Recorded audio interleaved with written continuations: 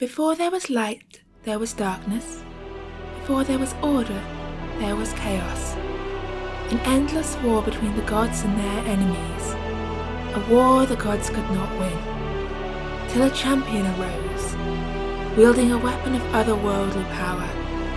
The war was won, the enemy banished, but the weapon was shattered, its fragments scattered across the new formed world. Now, thousands of years later, many seek the fragments of that long-lost weapon. Among them, our 5 brave heroes. The druid, troubled by dreams and his own temper. The blacksmith turned warrior in search of revenge. The raider, determined to protect her friends and her growing family. The traveller from a distant land, guardian of those down on their luck. And the girl willing to sell her soul for a taste of adventure. Their hunt will take them to distant and dangerous lands, far beyond the borders of Isfjell.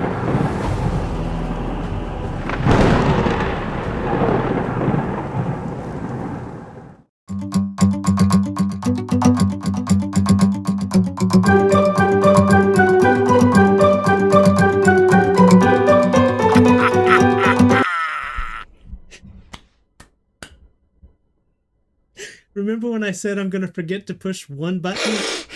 I've now pushed that button so everyone can hear me admitting it's my fault.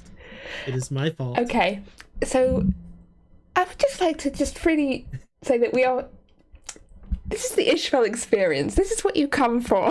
It's the unrehearsed, unpolished nature of it. It makes us who we are. That's what we tell people. But what I was saying that you all missed out on it is that we have temporarily misplaced several of our players. So we're going to start off tonight with a bit of a Q&A, a bit of a chat, a chance to catch up on what's happened so far in Isfjell, work out what might happen next, where things are going, what's going on with the players, the characters, the world. So if any of you got any questions, stick them in chat and we'll try and get to them when we can. If you have any questions, stick them. Stick them, yeah. Stick them. We'll just ask ourselves. Stick them where the sun don't shine, and we'll ask ourselves the questions I want to answer.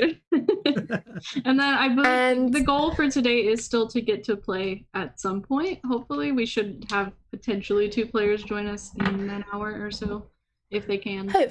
Ideally, there's still a have legit the Q&A at the end of stream as well. Yeah, there is a legit question that has already popped up. How many bits to TPK? What's our price? Question. I mean, everybody has their price. What's my price?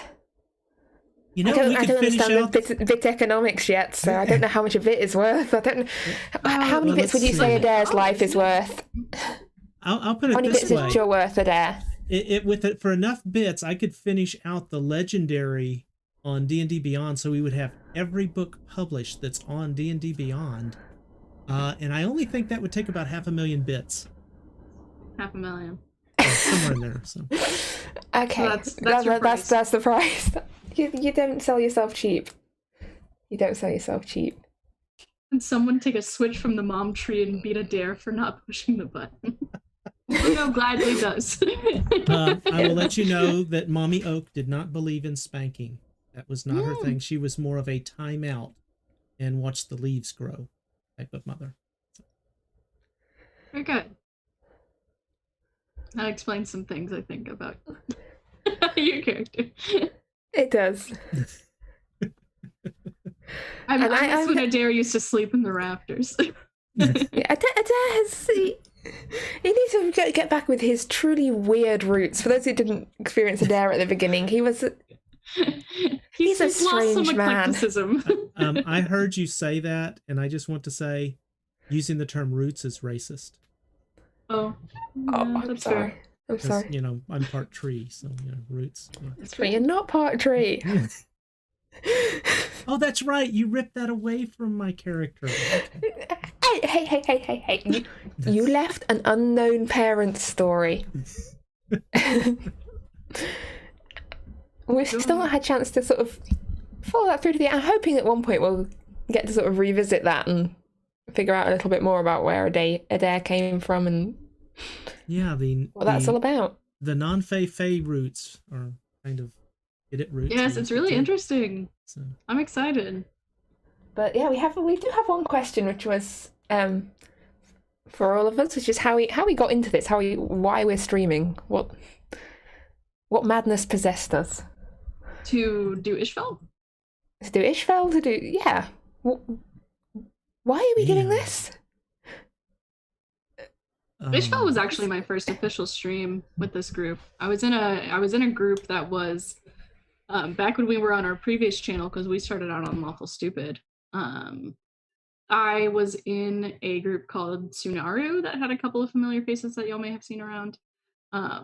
It was Deadly Ambitions. It was Samurai Stickman, who was also on Party Foul. A couple different people, and we were doing a recorded that was supposed to go to YouTube, and somehow, just because just a lot of things kind of slipped through the cracks and went crazy in a lot of ways, not to necessarily anyone's specific fault, but there was just a lot of difficulties in terms of what the goals were with that channel at the time.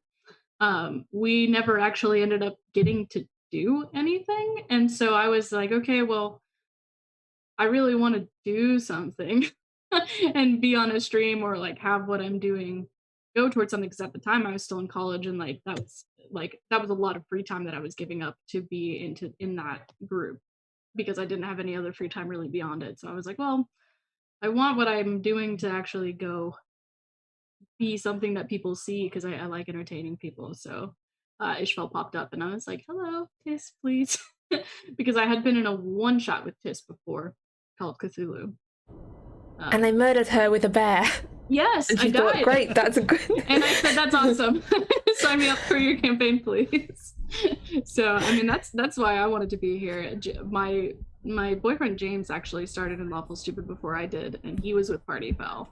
And I was like, that looks really fun, and I want to do that too. So I did. So that was my main catalyst. And Tam, who is holding a gun to your head? Why are you doing this? That's a darn good question. I've never actually stopped to ask, why am I doing this? I had played lots of roleplay games back in the past. I had stopped for several years and had just started up with a new group because somebody needed a DM to run Curse of Strahd. They couldn't find anybody, so they, get this, hired me, no joke, to do this. So I think I ran a very good campaign for them. They laughed, they cried, they called me creepy, but they loved it. And so I went, this might be interesting. And then my wife was following this person who did body paint. You may have heard of her, Anime Panda, now Cirque du Panda. And so I started following that, and then this announcement came out from her that this group called Lawful Stupid was looking for people to play and DM. And so my wife said, why don't you try this? So ultimately, I think it's Panda's fault. That seems fair. Blame Panda, yeah. I think blame Panda. So. And I came through from Lawful Stupid as well, so I started as a player on a stream over there called Hemlora that ceased, and sort of had a chance to start my own game. I don't really know why I got into streaming in the first place. I genuinely can't answer the question. But I really wanted to DM my own game, and at the time had been watching far too much Norseman, so had sort of Vikings on the brain. And that was why it's Isfjell. If it had started like a month later or a month earlier, there would have been a completely different theme, and you might have been like doing like steampunk D&D, or like I don't know what would have been a month after, but yeah, that was actually suggested viewing for us. Whenever we had all been brought into the campaign, Tis was like, before we start, if you could watch Norseman, you'll get an idea of what I'm going for. It's a great show. It's like Vikings, it's awesome. Yeah, we're not going for like Vikings level of like seriousness and drama. I like my D&D with like a dose of just silliness, because I feel it's a system and a game that lends itself to silliness rather than seriousness. Because it's very fun. Once you start looking at the spells and all the sort of background stuff, like this isn't World of Darkness. This isn't built for like really heavy drama. This is no. You're not going to. Strahd is about as dark as you're really going to get. I mean, DMs can take it there, but the players. Instead, you're going to go somewhere else. Let the DM take it there. Yeah. No, Strahd was my first D&D campaign, and it wasn't exactly dark. The darkest moment involved falling off a cliff, being chased by a goat. But, you seem to have a lot of goats in your life. Just saying. My grandmother used to keep goats, but I don't know. Raven asked, what's the one thing that you like super don't want to fight? And I assume the answer for Tis is everything. I want them to fight everything. Nothing is off the table. No, genuinely, I want them to fight everything. I'm ticking off things in the monster manual one by one. My aim is across not just Isfjell, I run another D&D campaign as well, but across both of them, to have covered everything in the monster manual eventually, excluding perhaps some of the demon lords, because you can only fit so many demon lords in. But I'm like, I really wish you wouldn't limit yourself. I mean, Tome of Beasts is awesome and has some great variants on it. So I mean, I would like to I have that. I have that. See? Oh yeah, no, that's the expansion pack. Like once I've ticked off Monster Manual, Volo's Guide, Mordenkainen's, then you're into the deeply bizarre and the deeply wonderful Tome of Beasts. Awesome. Got my Twitch login. This is perilous. I personally, in a game that I've been in before, I had a very sweet character who was like incredibly sheltered and didn't really know about making or having friends, and so her whole purpose was to make friends. And then my DM decided to have us fight a monster that was capable of like making you turn on each other. I don't know what the spell exactly is or the ability is, but it's the ability where suddenly you're under like the monster's control and you just attack the nearest character. And that was terrible because she was I was playing a pacifist game where I never did damage to anyone. I was pretty much only buffing the rest of the party, or I was doing very basic light non-lethal damage to people. And so for her to suddenly have to attack a person, and like that was just like, she'd never attacked anyone, especially not someone who she wanted to like be a friend and make a friend with. That was very traumatizing for me as a player and as a character. I was like, no. And I wouldn't want that to happen to any of my characters. So I really hate and do not want to fight any creatures that will turn us against each other, especially with Uno, because I mean, I just recently switched characters in this campaign after playing Ira for so long, and Uno is kind of the dark outsider. And I think she's trying to turn over a new leaf for personal reasons. And I think she's really worried that the group doesn't trust her, or doesn't like, thinks that she's just kind of some dark, I'm gonna kill whatever, I'm after killing evil. And so for her to suddenly be taken over and injure one of them would probably be really frightening and stressful to her. I appreciate that Raven asked this question, because now we're just giving Tis ideas, which is good.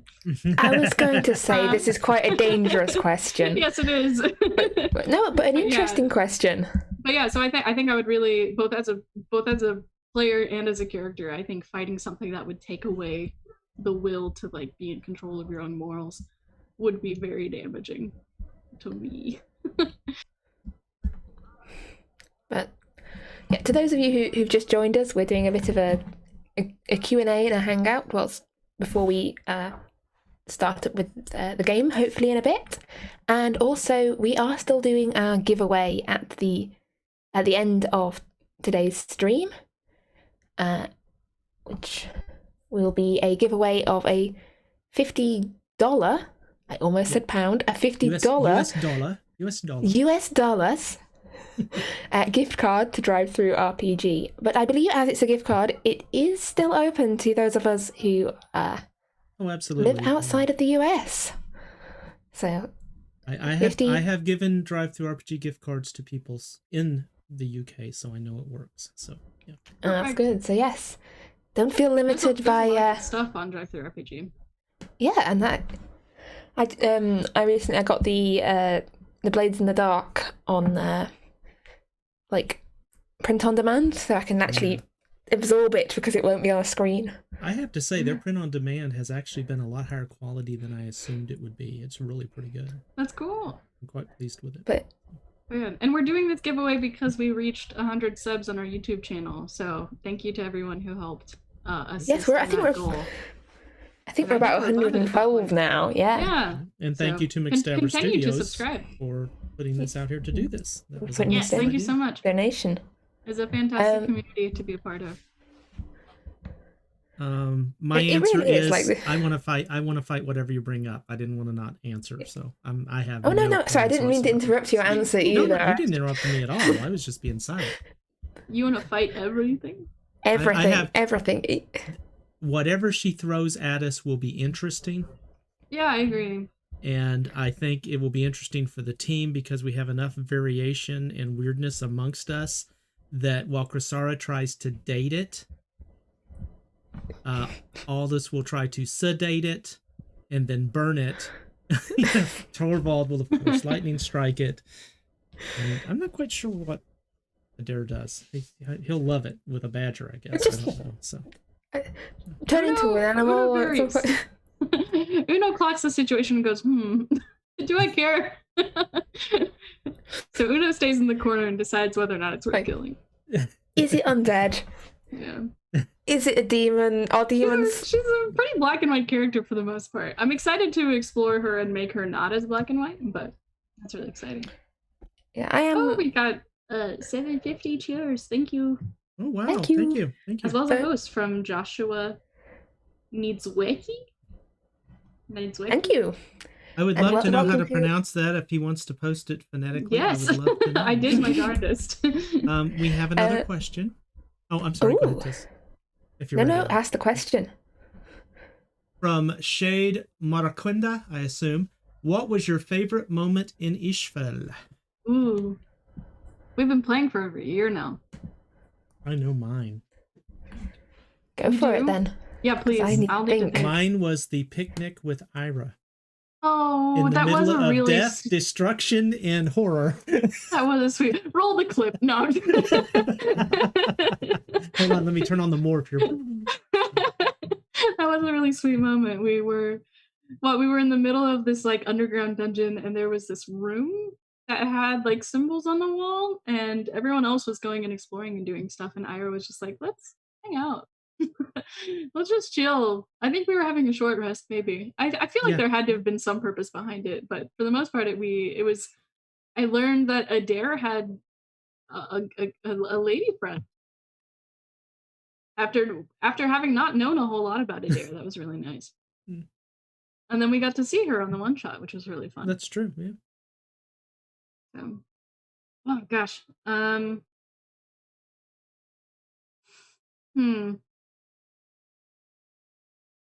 trying to think.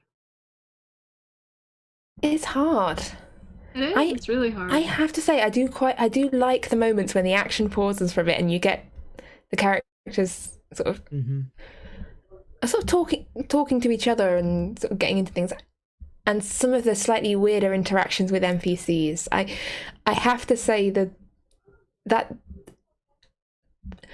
although it has caused a lot of drama down the line, that visit to Bonebrook and that night where everyone got drunk and Adair tried to send a rat to spy on Kressara. Yes, that was fun. was a lot of fun. I think can I do top 3 because I can't pick one? Yes. Okay. So first one of my top ones was Ira and Torvald's dance in front of the Fae. Very early in the campaign. Yes. My character Ira, who I was playing before she ended up finishing her arc, and Torvald, our dwarf, we were in like the Fae realm, and they were like, "You need to dance for us," or we were compelled to dance, and we both rolled like nat 20s on our performance check, and it was just beautiful. And that ended up being the beginning of like a long-standing flirtationship that never really came to an end, unfortunately. And that was really sweet that we had that dance, and then that ended up being a common theme where we would let's share a dance and stuff like that, and that was really nice. So that was a very sweet thing to have with Torvald. And then my second one was actually being in Valhalla. That was cool. That was really cool to kind of have that experience of sitting at the table and being in like this like Valhalla place and getting to talk as much as she likes, because people like to hear her talk. And listening to other people talk, and there's ale and stuff, which she's normally not a big drinker, but she's like, I'm in Valhalla. That was really cool. But then having that moment where someone just comes and like puts a hand on my shoulder and is like, you need to go back. And I'm like, yeah, I do. that was really nice. I really liked Valhalla in that moment. And then my third favorite was just in general that kind of end of Ira's arc. It was really nice to kind of get after long-standing mention of like her family, and like because we found that coupon for like Full Sail Trade very early in the campaign, and then it just didn't really come up for a while. And so to finally have that come to fruition, and like Adair and I go and speak to that lady underground and tell us about what was going on with my company, and like that was one of the first times we really saw Ira like serious and mad, which was really cool. And then being able to like get my brothers and then kind of have that calling to go back home, like having that nice family ending and arc of like it just felt really appropriate to retire Ira and like let her go do what she needed to do after kind of being an explorer for a while. And I hope that maybe I mean I give you Tis full control over Ira if you want her to end up being an NPC that shows up at some point and is like, hey, I run the company now. Do you need a ride? Yeah, I mean, like, so cool. Yeah, so yeah, she's out there. A lot of really good, I mean, those like meaty, we don't get a whole lot of them, but when we do, they're really nice. Those like tranquil moments of like role play that happen. Because I feel like a lot of times we're kind of bustling and like combating and stuff, but every now and then we'll have a moment where like one or a few of the characters like really gets to like have a moment and like just be tranquil and role play with each other, and those are always my favorite moments. I will notice that you said, Tish, you have complete control of an NPC if you'd like to bring her back as the manager of a successful company, not if you'd like to bring her back, inside a cardboard box begging for coins. No. You have last we saw her, she was... that has to be incredibly healthy, happy, and successful. Yes, thank you. Oh, yes, I understand. It's the edict on the NPCs. I'm still afraid of what will happen if I ever hurt Amalia, who is Kressara's little sister in the game, because Chael has promised to fly across the Atlantic and exact retribution, which doesn't mean I won't do it. The answer, by the way, was Niedźwiecki, and it's Polish. So I did my best, but I was very wrong. And Shanky asked, do you have a favorite moment, Tiz? As I said, those sorts of moments, that's also the ones where you just completely flip what I thought was going to happen. And that's fun. I'm glad you like those. I assume you hate those. Oh, no. There's bits where there's a possibility or like an option that I didn't see. Like, I didn't suspect he'd go for, and then suddenly, there's a way. Oh, that's how they're going to handle this. Like, cool. Torvald trying to, like, cast, like, protection, cast out, like, the brain beast, yeah. the brain that's possessing Ira, and just, like, I'm like, shit. Oh, you know what? I mean, I guess I was dead. Like, all that, the damn moment, the fact that you successfully nabbed the flying boat, like in session, like I think it was like session 4 or 5. Yes, you had distinctly told us after that session, you were like, I did not expect you to get that boat until at least like 10 sessions from now. So my original plan was to kind of tease the existence of flying boats by having like this encounter, this perhaps just a sighting, or perhaps an encounter in a fight with the Gith raiders who'd come to Isfjell, and for them to like be and flee off and be a threat that then the players have to hunt down. Yeah. But I kind of misjudged things a bit, and I don't like altering once I've written like hit points and stuff and AC on pay. I don't like changing them because it sort of feels like cheating. Right? Yeah. I'm like, and yeah, they managed to overcome them, and then suddenly they had a flying boat, and then suddenly like everything's turned on its head. So it's rather than being okay, I'm thinking they're slowly working their way out and sort of dealing with some local things and working their way up into the north. 2 days later, they were there. Basically, I mean, they took some time to try and start the boat, which was quite fun. But that just it took a session or two. It has changed sort of the way that the game. The very fact that you essentially can be different places so quickly has. It's like changed the game from other D&D games I've played. Like we haven't done that much like long distance wilderness travel, and as such, this is why everything's happened in like such a short span of time. Like a long time has passed, but we've only been adventuring for like a few months. Because it's only been like I think 2-3 months, because rather than like usually what I do is like some wilderness travel played out, but a lot of it's like 3 weeks later after trekking here, doing this, you arrive finally here. But instead that's a day. So you fit in a lot of adventuring in, and as there's a comment about the refuel, this magic ship. It's fueled on spell slots basically, but I think we got to a point where it was like it's become a cantrip. Yeah, basically. Yeah, it does require spell slots to fly, but they also have a warlock, so they fly somewhere and just take a nap. Oh, we've got a bunch of questions. Yeah, I think we've covered which the moment I expected the least was. What it's either game have you not streamed that you always wanted to play on stream? As in game system, I assume? Or just campaign in general that I've done in the past? I don't know. Also, Tam, I think you've been beat. Joshua runs 13 games weekly for over 200 players across 10 different campaigns in 10 different worlds. And bully for you, I'm married with 4 kids. I have a wife that would kill me. Hey, don't be mean to our chat. Don't be mean to our chat.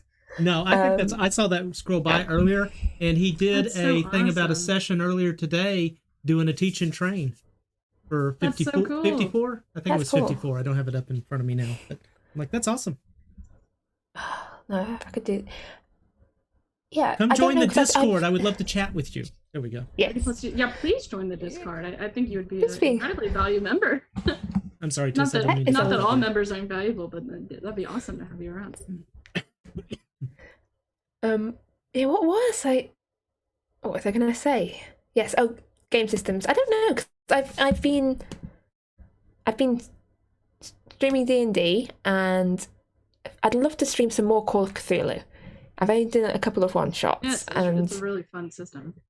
I'd quite like to get into that a bit more, and also some slightly darker ones, because the last one ended up as a slight detour from what I was planning, and no comments, Tam.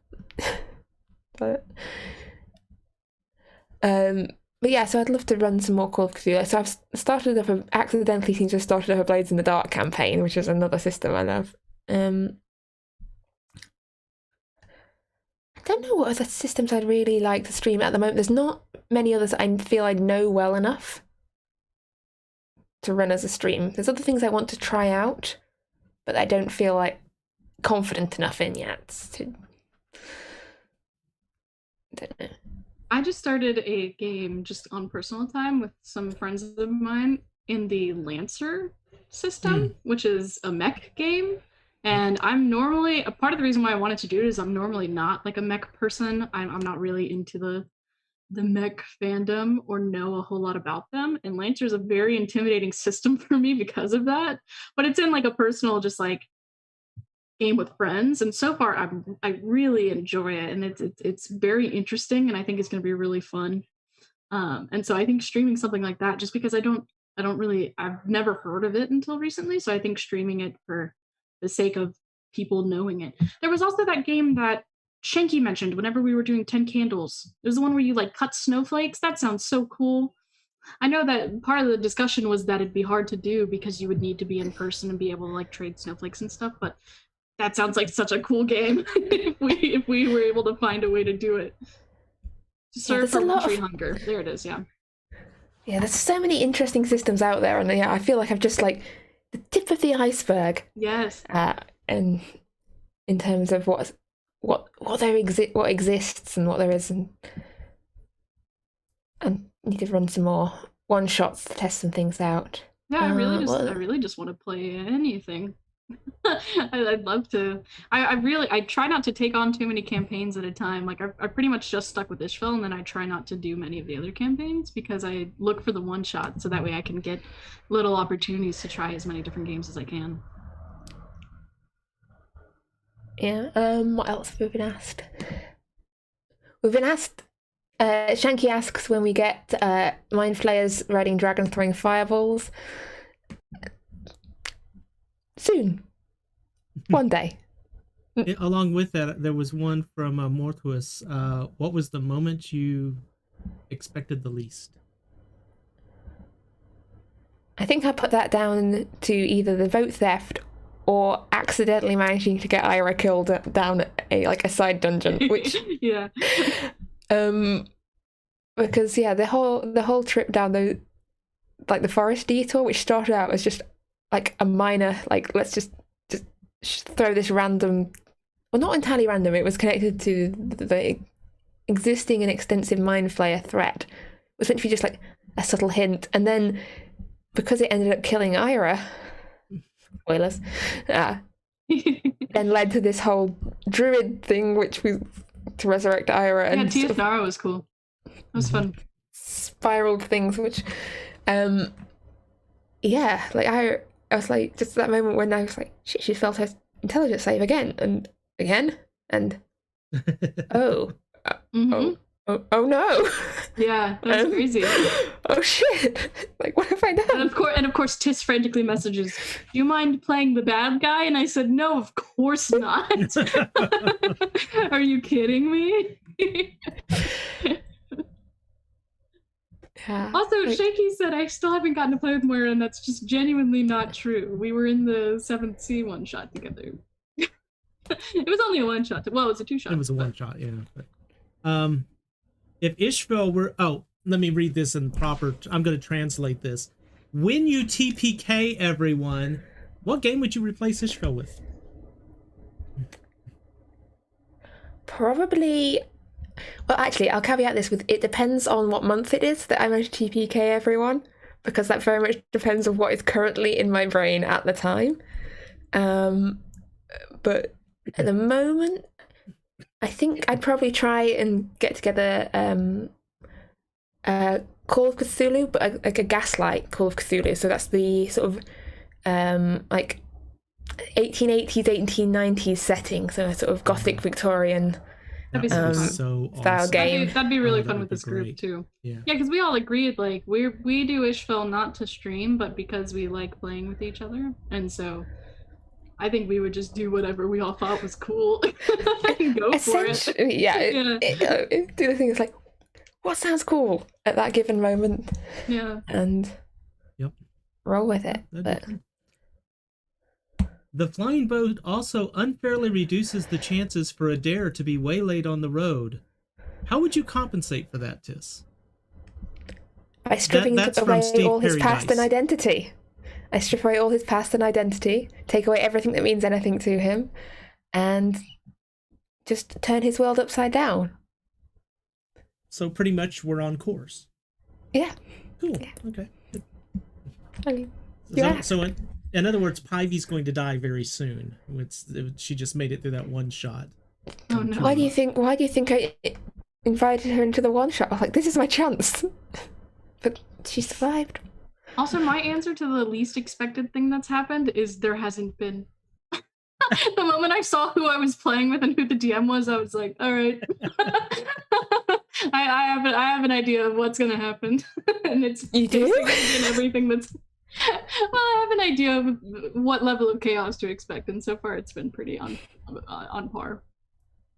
I didn't expect Ira I almost went down a path where Ira was going to multi-class an artificer because she found those cool little like cogs and stuff in that basement in the lab that we were in, and she Skitters, this little like rat. And I wanted to actually kind of take some levels in artificer and potentially make him like really cool. And make like little beasts in the name of Lady Luck. That would have been really fun. So that was almost a path that I went down that I wasn't expecting to be a path for Ira at all. That would be cool. That would be very cool. I don't think we ever confirmed. I assume she took Skitters with her. No rat left behind. Skitters now. Mans the boats. Let's see. I think we've caught up on questions. I think asking what is unexpected is really hard because everything. A lot of it is unexpected. One of the key reasons I always require a break in games is which I do even on non-stream runs often, is to frantically find like maps and like stat blocks for something, like when I've accidentally like gone down a weird path, or to try and like figure a way of like getting out of a plot hole that I've just put myself in.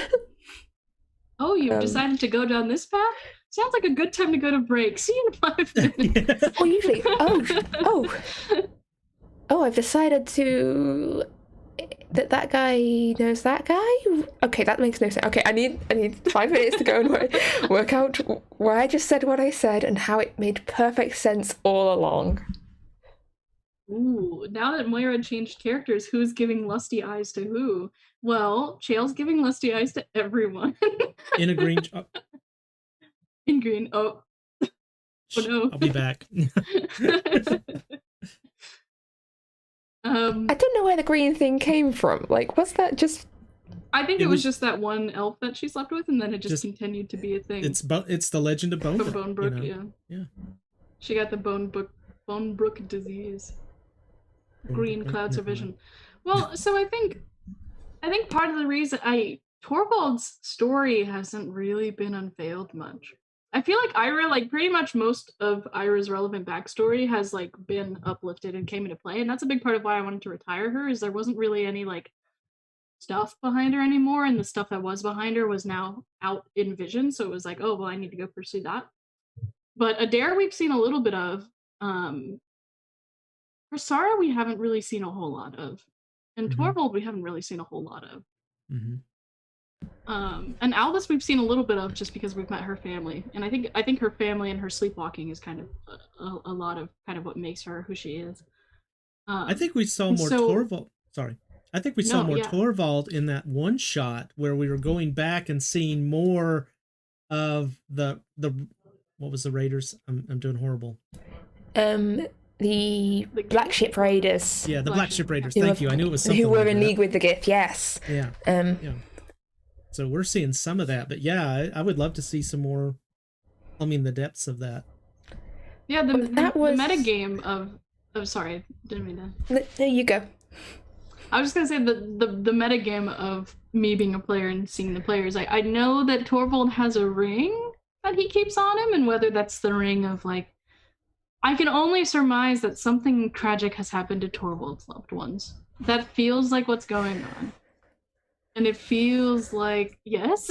I know the actual answer. Oh, you do?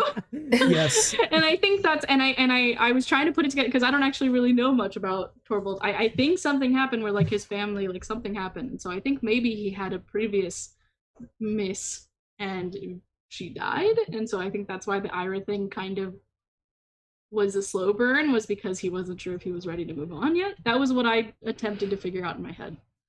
Whether or not that's accurate, I don't know. But I'm excited to see more be unveiled from the other characters. That's why Uno doesn't have eyes for anyone and is pretty much just on a path. I kind of switched to Uno specifically because I felt like Ira was like very heavily like one of the main people that was being focused on, and so I wanted to switch to a character that we know what she's about, we know what she does, and now we can explore some of the other players more. And so I'm excited to see everyone else's backstories come into play more. I think that'll be really cool. And I think that'll kind of explain Lusty Eyes for etc. Yeah, I definitely want to try and, because I know because some characters were much more like their backstories and things were much more tied down to the land of Isfjell. So I'm quite looking forward to if and when you sort of return back to the kingdom of Isfjell at some point, because there's definitely a lot of unfinished business back there, and one of the aims with the one-shot last time was to sort of touch on some of what else is going on back in Isfjell that might come up in the future. But it did end up being a lot of it being flame skulls. So, yeah, especially Torvald stuff, because there's some interesting stuff there that we didn't really get a chance to bring in as much during like those first 10 or so sessions when we were in Isfjell. And hopefully we'll get to see that at some point, and some of Kressara stuff, both in Isfjell and elsewhere, which is possible. It all depends on where you go and what happens. It's quite exciting. Yeah, we've been on a mad dash for the crystals for the most part, and I'm curious if maybe we can decide as a group that it's not as urgent and maybe go explore some. Maybe we have a flying ship. We could go to Chorus. I mean, we could go wherever we want. Okay, I would just like to say that I never said it was urgent. No, I know. Yeah, we've been kind of on. I know this is very much out of character. On a warpath about it. So yeah, so we can kind of just go do what we want. That'd be fun. Oh, you have chains. Yes, I do. We seem to have a very mixed sense of urgency, because we have heard that some creature has come up from the earth and is terrorizing and destroying parts of the world, and we're like, those crystal shards are somewhere in the land of the giants. I think the assumption, at least what Ira's assumption was, and Uno's just following along. She doesn't even really know what the wand is. I think Ira's assumption was whatever problems are existing, the wand's going to fix. Yeah. I think that was kind of her assumption, and I think that might be an assumption for other members of the party too, is like, oh, there's a thing destroying Telefen? Bippity pop! It's done! So yeah, I'm excited. I think it would be fun for us to, instead of being on this life world rescuing mission, to have a couple sessions where we just go do some shopping, do a side quest. Okay, I'm gonna say this. This is out of character. Your characters don't necessarily know this, and shh, don't tell the others. But I don't believe I ever said the world was ending.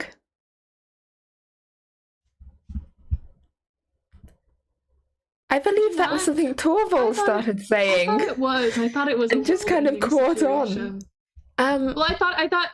So I think my impression of it, both as player and as character, was we have to get the wand, not because the world is ending, but because it could end if someone else gets the wand before us. I think that might have been but we do have multiple of the shards, so technically we've already secured a safety net. I'm going to go back and look at Adair's dreams again, because they seem extremely prophetic about an oncoming doom, as I recall. Now I feel like he's the guy walking around with the sandwich boards. The end is nigh. Okay, actually, I mean, you were the guy at the beginning saying the end is nigh. There's definitely implied threats and bad things going on, but I don't. Maybe I did say it. Maybe I didn't say it. I don't know, but I don't. Who knows? I don't remember ever definitely saying that the world was ending. I think I remember the Gith talking a lot about the Illithids as a major threat, but yeah, I probably have to go back and check what I said, or actually, really, what my NPCs said, because I'm not saying I can neither confirm nor deny if the world is ending. Raven said, I hope that they finally get the wand and it just shoots out party streamers. It doesn't actually do anything. It'll be one of those broken party crackers, like right? A glitter, like the wand shatters and it's a bunch of glitter. If there's one thing I slightly regret so far, is I probably shouldn't have broken the wand into quite so many pieces. There are quite a few, and they're scattered pretty far apart. There was One of them is like, supposedly in the stars. What does that mean? Where do we go? And one was supposed. It was like a symbolic number and sort of a symbolic, like the distribution of them does follow a pattern that was intentional, but I possibly could have dialed it back from 9. I want to make sure I'm hearing this correctly. We did what you expected, and you're taken aback by the fact that on that part of it, we actually followed the main line of the quest. What party ever follows the main line of the quest? It's not necessarily the main line of the quest. It was one of the lines, and it was the one you like took and ran with. Like, there's so many other things that have been thrown. Yeah, there was in, just a giant brain monster that we decided was fine. Brain monsters, ground monsters, invading elven armies, all weird fae shit. What else was? There's a lot of weird stuff going on. In very important druid lists. I'm disappointed about the lack of very important druid lists. There's a very angry druid out there somewhere. Oh, I really do want to get to a point where we're just checking off that list, because there's some really fun stuff in there. I do want to get to that, but from a druidic point of view, you know, we don't look at things as in the short term. We look at the long expanse of time. So basically, there was no time limit put on it. It wasn't like, finish this list in a year, or I will find your friend and take my diamond back. That's very true. There wasn't. So, you know, there's no interest. No. There's no penalties. Druids need to be more specific when writing contracts for the return to life of your friend. That's what you're saying. Yeah. Yes. I've been told off for the Fae hating. I don't hate Fae. I like the Fae. That's why they're there so much.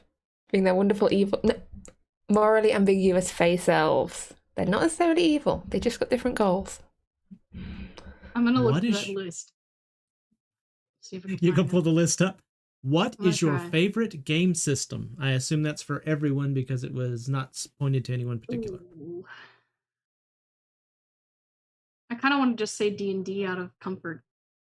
That's just the one that I've played the most, and I've had the most different fun campaigns in. So I probably D&D just out of the fact that that's kind of the There's one. nothing wrong with that. I have a comfort zone in it, and I feel like I'm incredibly bad at combat and rules and math and everything that makes D&D what it is. And so even though I've played like a decent amount of it, I still like. I've never like really like poured through the handbook or damned it myself, and so I still feel like there's a lot of room for exploration that I haven't done yet. So yeah, I think simply out of a comfort zone, and because I don't feel like I've tapped it of its resources yet, I'd say D&D. Oh, in terms of system, it depends, because system and setting like aren't necessarily the same. For rules systems, like the smoothness of the system, the like some of the lighter ones like Monster of the Week, I like the ease of the system in a way that is less maths and less memorizing of spell lists and that sort of thing, especially as a DM, because sometimes the difference between intensely knowing like your character's shit and having to know all the shit of all the stuff. But then I do have a massive soft spot for the D100 roll and the Cthulhu system. For some reason in my mind it just slots in naturally to try and roll the lowest numbers you can, which seems backwards, I know, but I like it. And I like that you get better just by doing stuff and like by practice. So the more you succeed at climbing things, the better you'll get at climbing things. Just kind of logically makes sense in my head without level ups and that sort of stuff. I found the list, by the way. I'll let Tam answer, but I have a favorite from the list that I request that we do first. I don't know that I have a favorite system. I guess if I had to go back, it'd probably be the Coleco's and Television. Oh, yeah. Only about 2 people in the entire viewership is going to get that joke. I don't have a favorite game system. I was literally just about to say I'm unfamiliar with that system, and then I stopped because I knew it was a joke, and I was like, no. That's like one of the there's only like 2 game systems before that, and one of them would be Pong, which I also had and loved. But yeah, so anyway, no, I don't have a favorite game system. I like every system. The thing for me is I like a good table where people like to role play, and I will step away from dice forever if the table can play well together. And although on the other side, it was kind of nice finally getting Moira to have to roll dice in another game that she was trying to avoid it at all costs. That was funny. Anyway, the list. Yes. Okay, I shall read it. So the one that we have completed is Fix Whatever is Going On in Bonebrook. The second one is Mend My Boots. Pick Me a Blue Daffodil. Drop 3 stones into the River Mall. I don't even... No idea what that is, where that is. Deliver the red crystal enclosed to Rosalind Verne of Rivermore. Tell her to keep it safe. Find my grandfather's axe, lost in the depths of Kazgazan. Pass on my apologies to Anaria in chorus for forgetting her birthday. She won't answer my sending spells. Take these gloves, enclosed, to my cousin Boffus. What a good name. I like the name Boffus. In Copperton. Steal a goat from the giants. Don't care what you do with it. That's a good note. Steal a goblet from the Goblin King. Slay the Hydra of Drethvi. Capture a Hound of Hell. Here's my personal favorite. Milk a Chimera. Kill Venli Silveranth. We're working on it. Collect part of a gelatinous cube. She's a Destroy the idol in the great temple of Tarnshi. Lay the ghost queen to rest. Take water to the heart of the mother of fire. Have tea with the undying emperor. They're so fun and so quirky. I love them all, and I'm excited to start working on that list. Hey, we've at least got a finger down on the Venli problem, so we're gonna get closer. We've got a finger. Yes. Some of them, I'm gonna say there's a mix of about, I'll say 1/3 intriguing plot hooks I put in there that tie into other stuff that's going on. About 1/3 things that House came up with that I thought sounded great. Oh, House came up with them? Yes. That's fantastic. That sounds like a House list now that I've read it. Yep. And about 1/3 deeply very important Druid stuff, obviously, and not just... But... Yeah, I think, I don't know, it's been mentioned in-game briefly, like, what the purpose of the list was. I think it was... It was payment for the diamond. It was payment for the diamond, yeah. Yeah. But you know, Ira's gone now, so we've lost our investment, so who cares anymore? I mean, if you wanted to send a message to Ira, she could take care of that chorus one for you. I know, I was just thinking about that as you read it. I'm like, you know, I really should pull that list up during the game once in a while. Yeah, I mean, there have been multiple times where we've been in a place where we could have done the task and we didn't. I'm sure we saw a few goats with the giants, and we could have got their goat. So you could have got the giants' goat. You've been to Rivermore. Yeah, we've been to Rivermore. We are the worst. We are the worst errand boys ever. Which one was Rivermore? Where was that? Okay, you've been to the outskirts of Rivermore. Rivermore was the town that was under siege from the elves, where you turned up and like obliterated half an elven army because they were excellent. Very unprepared guards. We need to backtrack. Whoops. But a new question. Tis, how much of your games are planned versus improv? I'd say about 50-50. Because D&D, basically the more complicated, like, dungeon crawly combat stuff is usually more planned. Whereas the places where it's just kind of got a location or got a setting and it's sort of wandering around talking to NPCs and getting involved with whatever shit's going on, that tends to be more improv. But stuff essentially stuff where there's a layout and where I need to know a layout or I need to know numbers of stuff and calculate stuff. That tends to be a bit more planned because I find it very hard to do that completely on the fly. And I'd say it's possibly even more than 50% because there's the other 50% of that which is never used. So it's like the 50%. The 50% that actually makes it into the game, and the 50% where I planned something meticulously, and they never did it. It just doesn't happen. Doesn't happen, which is fine. A reference on collecting questions and putting them in the chat so that way we don't lose them. I'm very organised. Okay. I've been told off for listening to House. I will always listen to House. He comes up with good ideas. Yes. He was actually very involved in a lot of the background of Isfjell. Back when we started off, House was also like helping me out with stuff. So he's had his fingers in this in the very beginning. So you can blame him for some of it. Well, there was a game before Isfjell, wasn't there? I didn't even realize that there was, because I remember Dwarf made a jab and was like, "You're messing with my world," and I was like, "What do you mean?" And he was like, "I played in this world before you did." Yes, no idea. Yes. The world did exist before Isfjell. So the world that existed before Isfjell was essentially Tilafen, and the bits neighbouring that was from an existing game.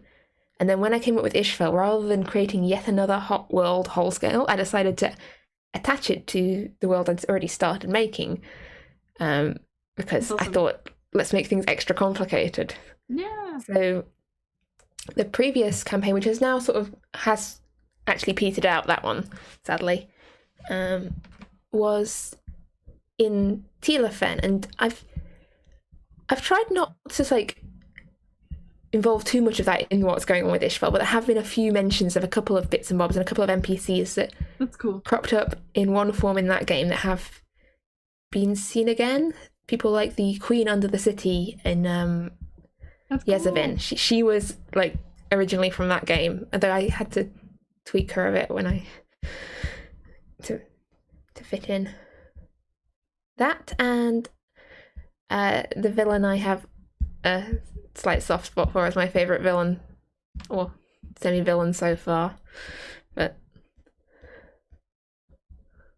the demon lady? Not the demon lady. No. I liked Demon Lady a lot. That was such a moral kerfuffle for Uno. No, Davina was in that game. I didn't count her as a villain because she's just a poor innocent demon lady. Yes, she's she's some gray area that Uno struggled with for many days.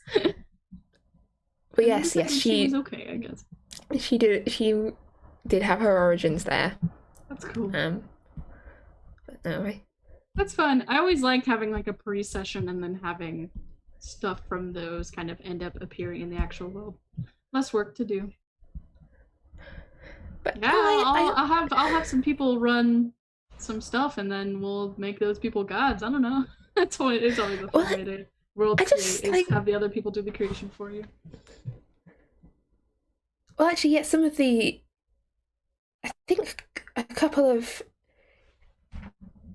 countries and places in this map are not my creation. Either they come off stuff that you guys have said, or stuff that the previous characters were saying for their backstories, and then I've fleshed it out a bit more. But some of the areas were very much someone saying, "I think my character's from here," and then going, "All right, let's make this a thing." Moira, there's a question for you. Is there? What was it? Did Uno kiss a demon girl and like it? She definitely cared for her in a weird way because she I don't know.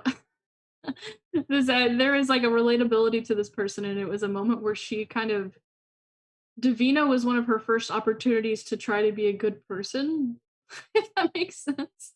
Uno comes from a background of she's been on one mission her whole life, and it's Umbrella Academy inspired, as per one of our previous guests making it up, the Diamond family.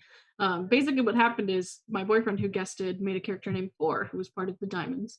And it's an Umbrella Academy-esque inspired family where it's just this family of the Diamonds. They were doing this and whatever. And his name was Four because he was the fourth child.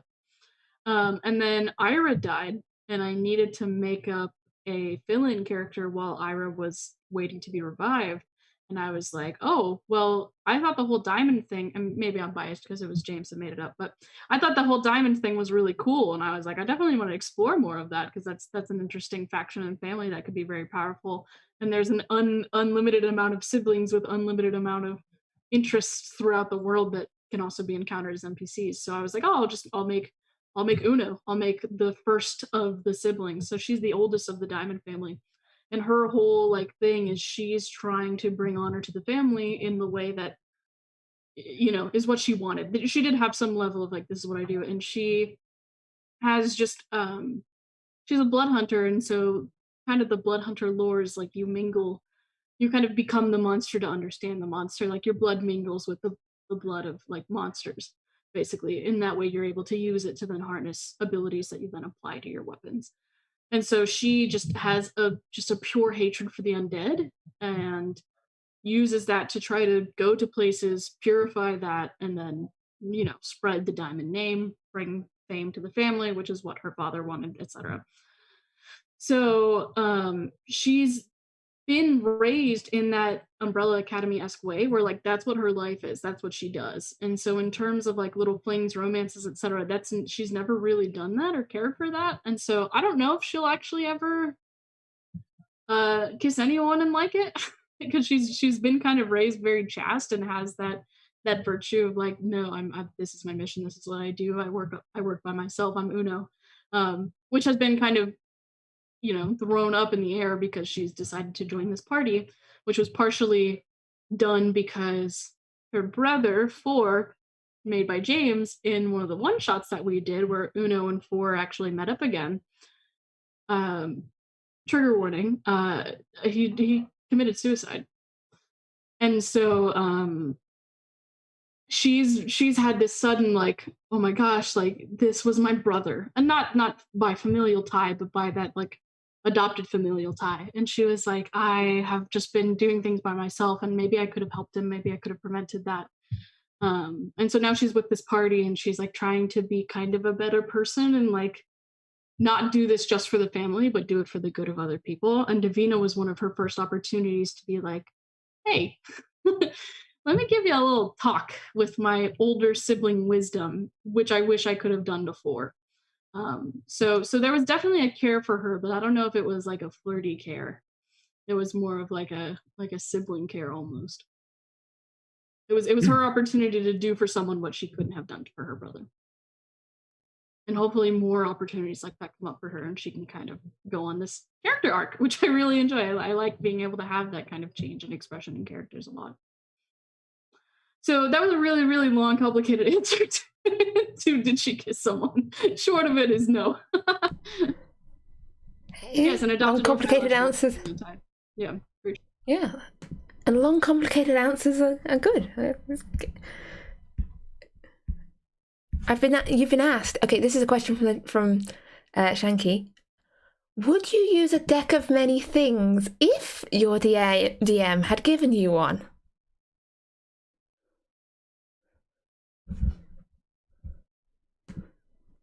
No. It frightens me. No. I'm in a different campaign with someone who's like a wild magic sorcerer, and it makes me want to scream. It's so stressful. I mean, didn't we recently come into a deck of cards? Oh, we did? Oh, man. Yes, we did. I think Aldous is in possession of this at the moment. Because if it was Kressara, we'd all be dead already. I think it's Aldous. Yes, they do in fact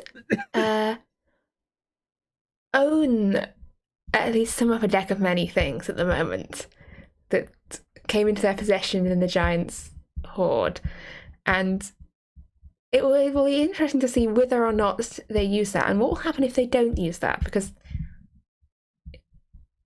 it was a very odd find because it wasn't there before they looked for it.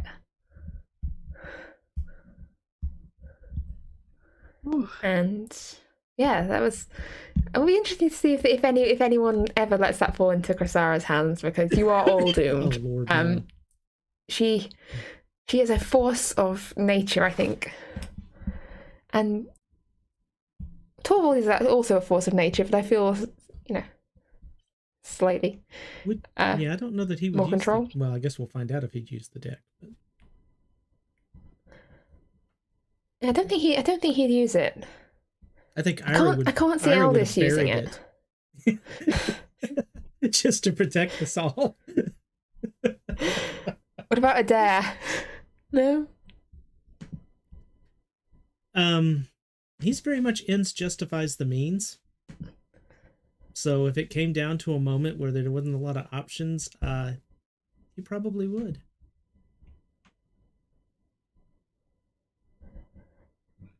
Yeah. Yeah, I don't know.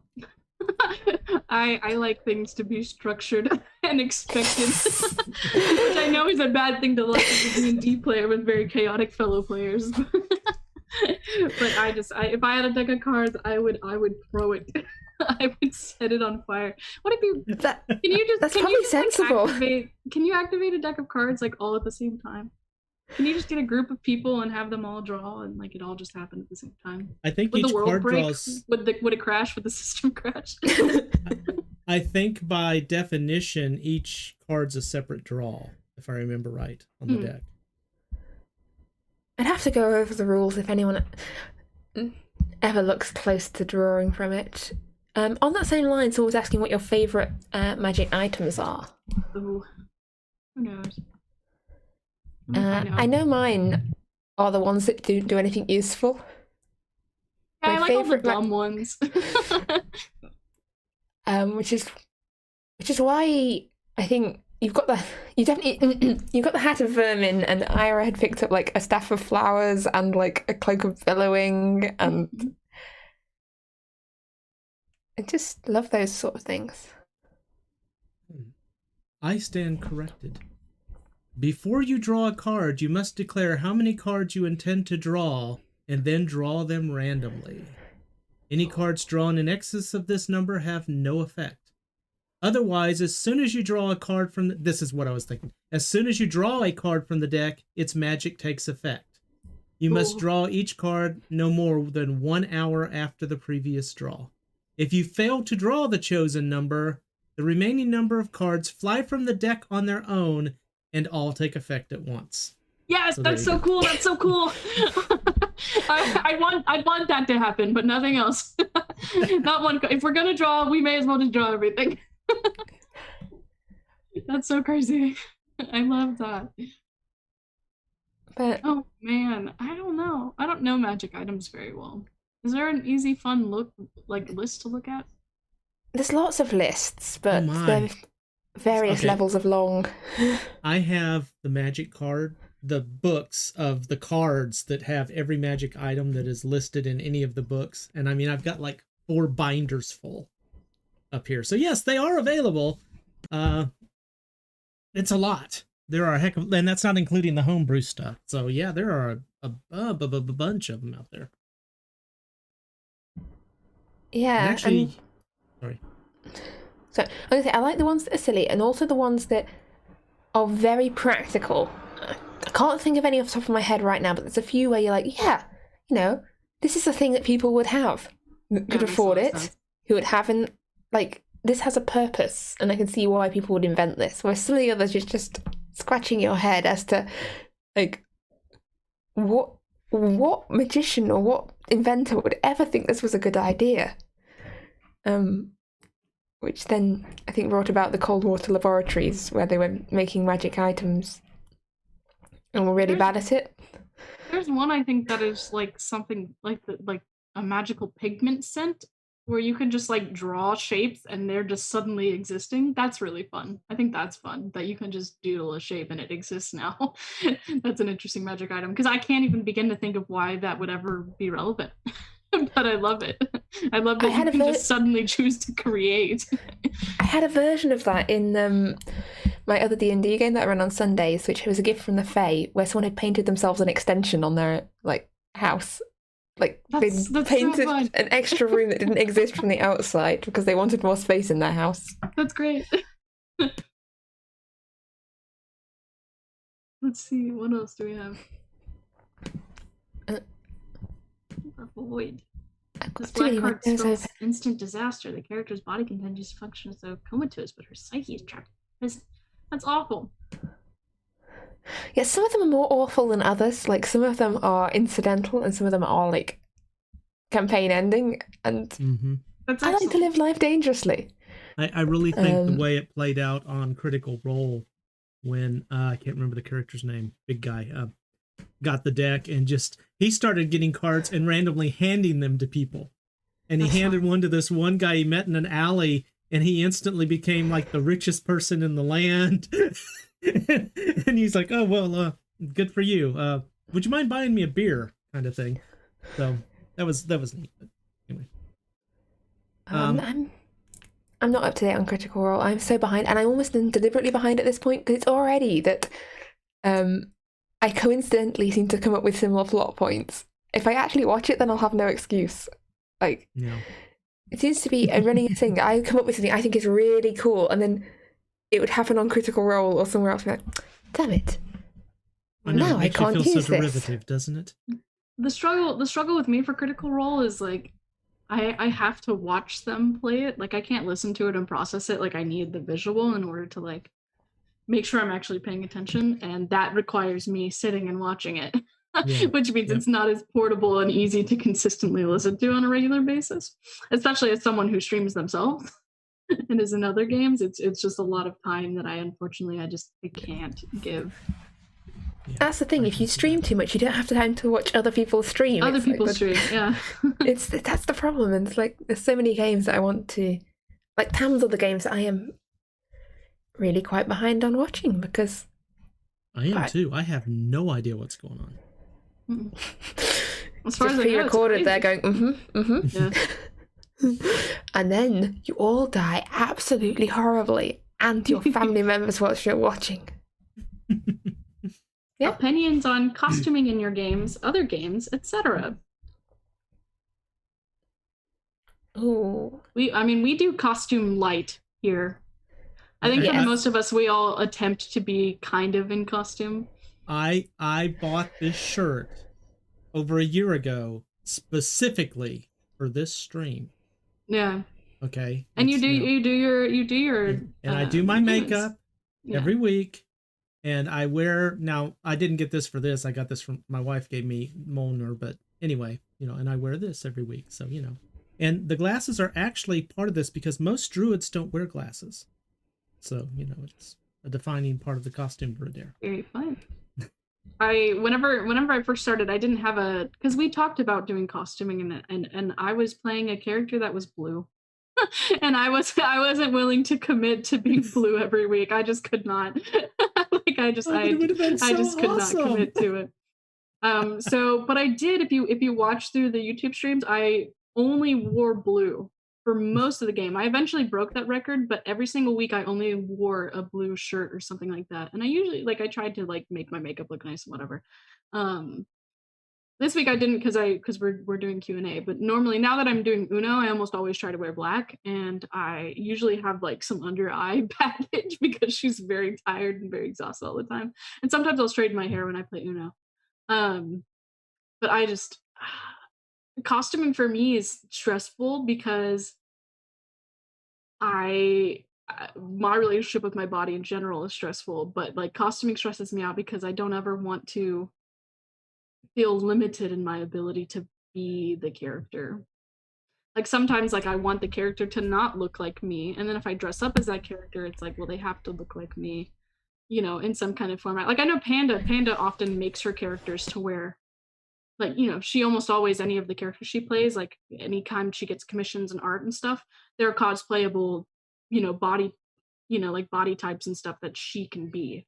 But for me, as someone who's relatively chubby, I don't want to have to make all my characters chubby.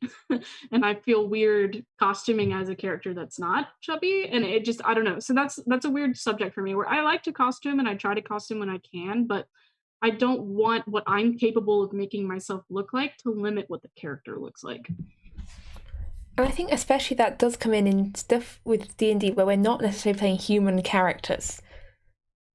And yeah, especially when Ira was blue and, you know, stuff like that, it becomes a lot harder to... You're either limiting yourselves to human and very humanoid, very, like, more normal-looking characters, or you're having to put a hell of a lot of money and time into trying to get that. Yeah. I actually, because we were all, for the most part, we're all pretty strict on cost. Like, we're really trying to costume for Stuffed, the game that Tam's now running.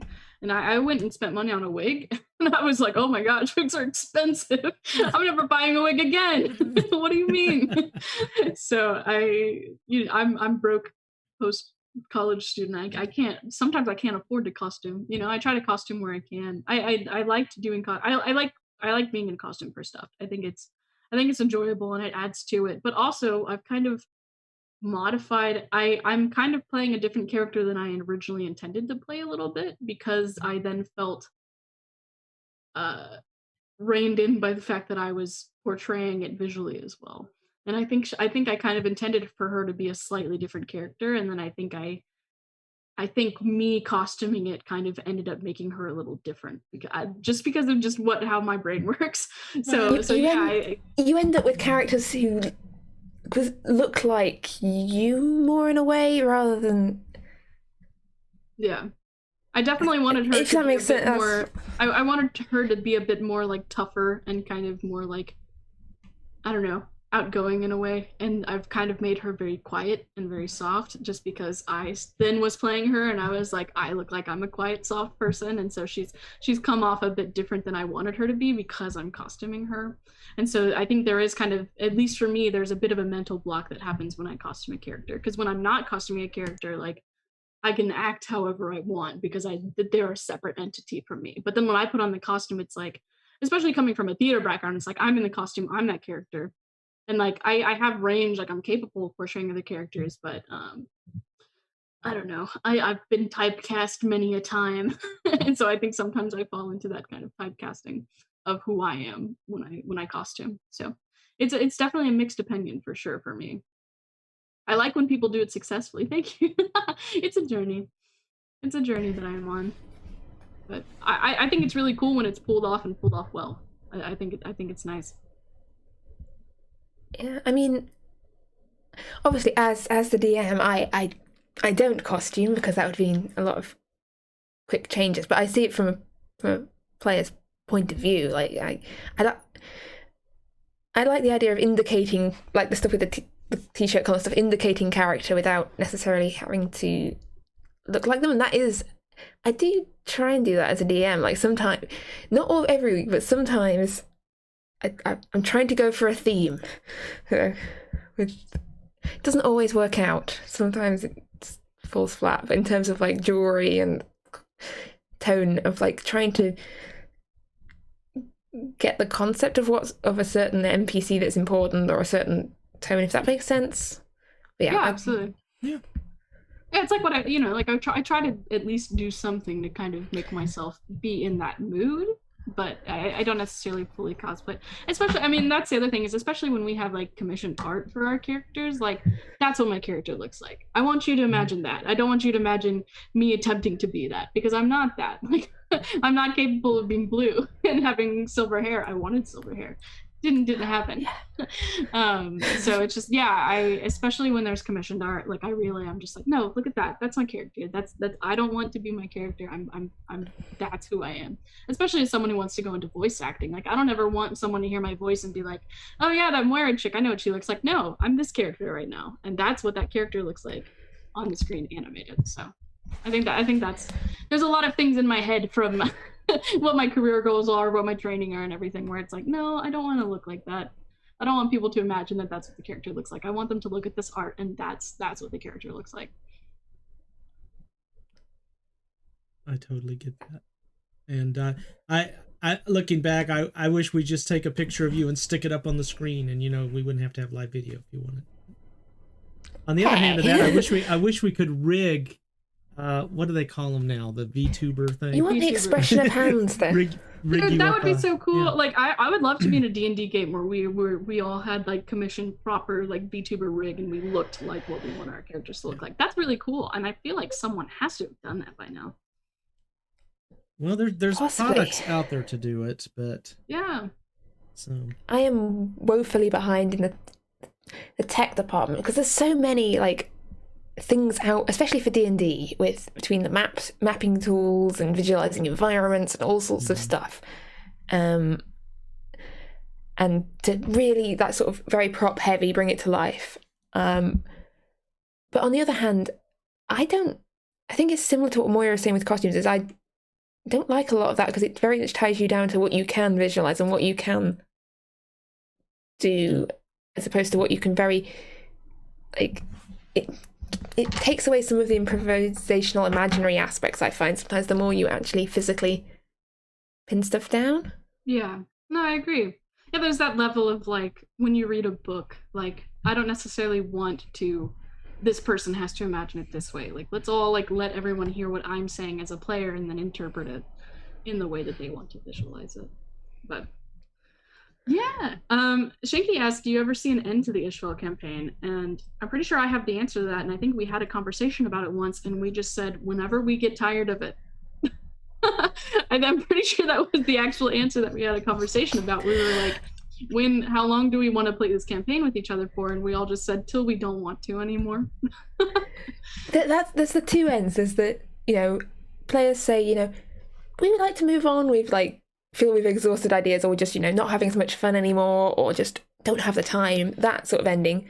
In terms of the natural narrative end, the answer is at some point,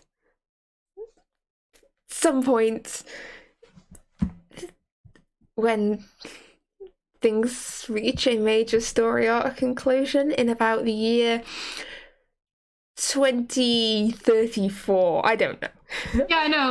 That would require me having planned stuff. On our current track, my character will have to be assume... replaced by then, because I don't know. Well, that was my thing. Is I was kind of getting a little with Ira. I was kind of getting to a point where I was like, I'm kind of done with Ira, but obviously the game is still going. So new character, and now it's like a whole new game to me for the most part because I'm in a very different position with very different views on the world and everything. So I think there's a lot of opportunity for any of us to just be like new character, and then we just keep going. But yeah, I know it will. TPKs, of course. It will reach an end eventually because, at some point, changes in life, and you'll need to change things around and move things about a bit. But I think there's a good deal of stuff to explore and character story and stuff to do yet before it reaches any form of natural conclusion. World. We have to finish the list. That's my caveat. We're not stopping. Everyone else, every single other player will be like, no, I'm tired. I don't want to do it anymore. I've got a schedule conflict. And I'll be like, no, okay, fine. Tis, you and me, one-on-one. We're finishing this list. That's a requirement for me. Yep. Tis, mute your headphones for just a moment. I'll raise my hand when I'm done. Oh. My goal is for Adair to die dramatically and tragically in the cause of the story. Okay. Cool. I'm done. Cool. That's a good goal. Okay. That's my goal. No joke. That's my goal. I love that. I think that's really fun. You're muted. Oh, I muted myself as well as muting my headphones, of course, because that makes perfect sense. Now I know right now either Bill or Relyn is typing this. What he said when you were muted was just to make it happen. It's funny. Nope, he said nope, so okay. What's the most interesting one-shot character you have seen or played? Oh. Sorry, I'm reading the chat. Hey, we are allowed to read the chat. We're not playing the game at the moment. For once, we can actually engage in the chat, which is quite nice for a change. Because usually, it's very hard to engage in chat whilst also live streaming D&D. Because, especially, I find that if I'm not actively talking, I'm busy trying to look something up or listen. But yes, interesting one-shot characters. Seen or played. Seen or played. Define interesting. That's where it becomes a challenge. Oh, that is a good. I mean, are we just limiting this to good interesting or the... Yeah, exactly. Because I can look at it and go, well, if you want one of them that was kind of like out there, I would have to say Murder Squids and Big Motherfucking Crab Truckers. Because there was nothing in that I expected. That's so funny. I mean, you could just say that about any character that Murder Squid has ever played ever. Well, yeah, that's pretty true. He was quite a change of pace in terms of guests whenever he came and was "You lost, old man." Yes. That's a fantastic character to add to our group. Hey, totally worth it. I mean, actually, I think that's the catalyst for Dare's family It was fun. disasters. It was great. But yeah, interesting. Oh, it depends if But you're that limited wasn't to it, stream yeah. ones or non-streamed. I've run a lot of one-shots in the past. Back on the old server we were on, I used to do one-shots pretty much every week for a while. And seen a whole range of interesting, from really great, exciting character interesting to why do I DM? This has been a terrible idea. Interesting. That's funny.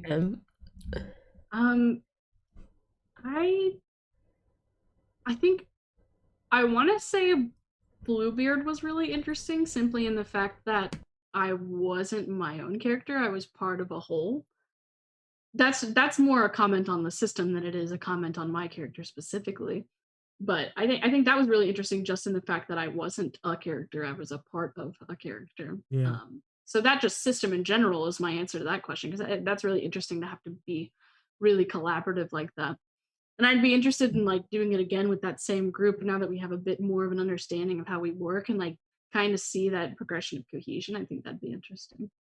But in terms of like an actual answer, I have a character that I made that is my favorite character I've ever made ever. Another Blood Hunter, which is part of what inspired Uno, actually.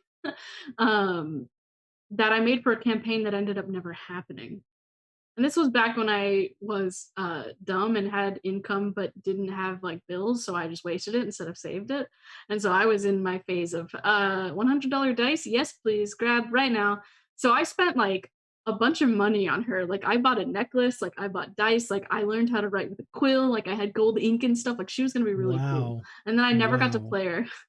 and I made her very specifically for that campaign and that scenario, because it was a scenario where I transferred from one college to another, and it was going to be a campaign at my old college, which means if I wanted to play with them in person, it was a 30-minute drive.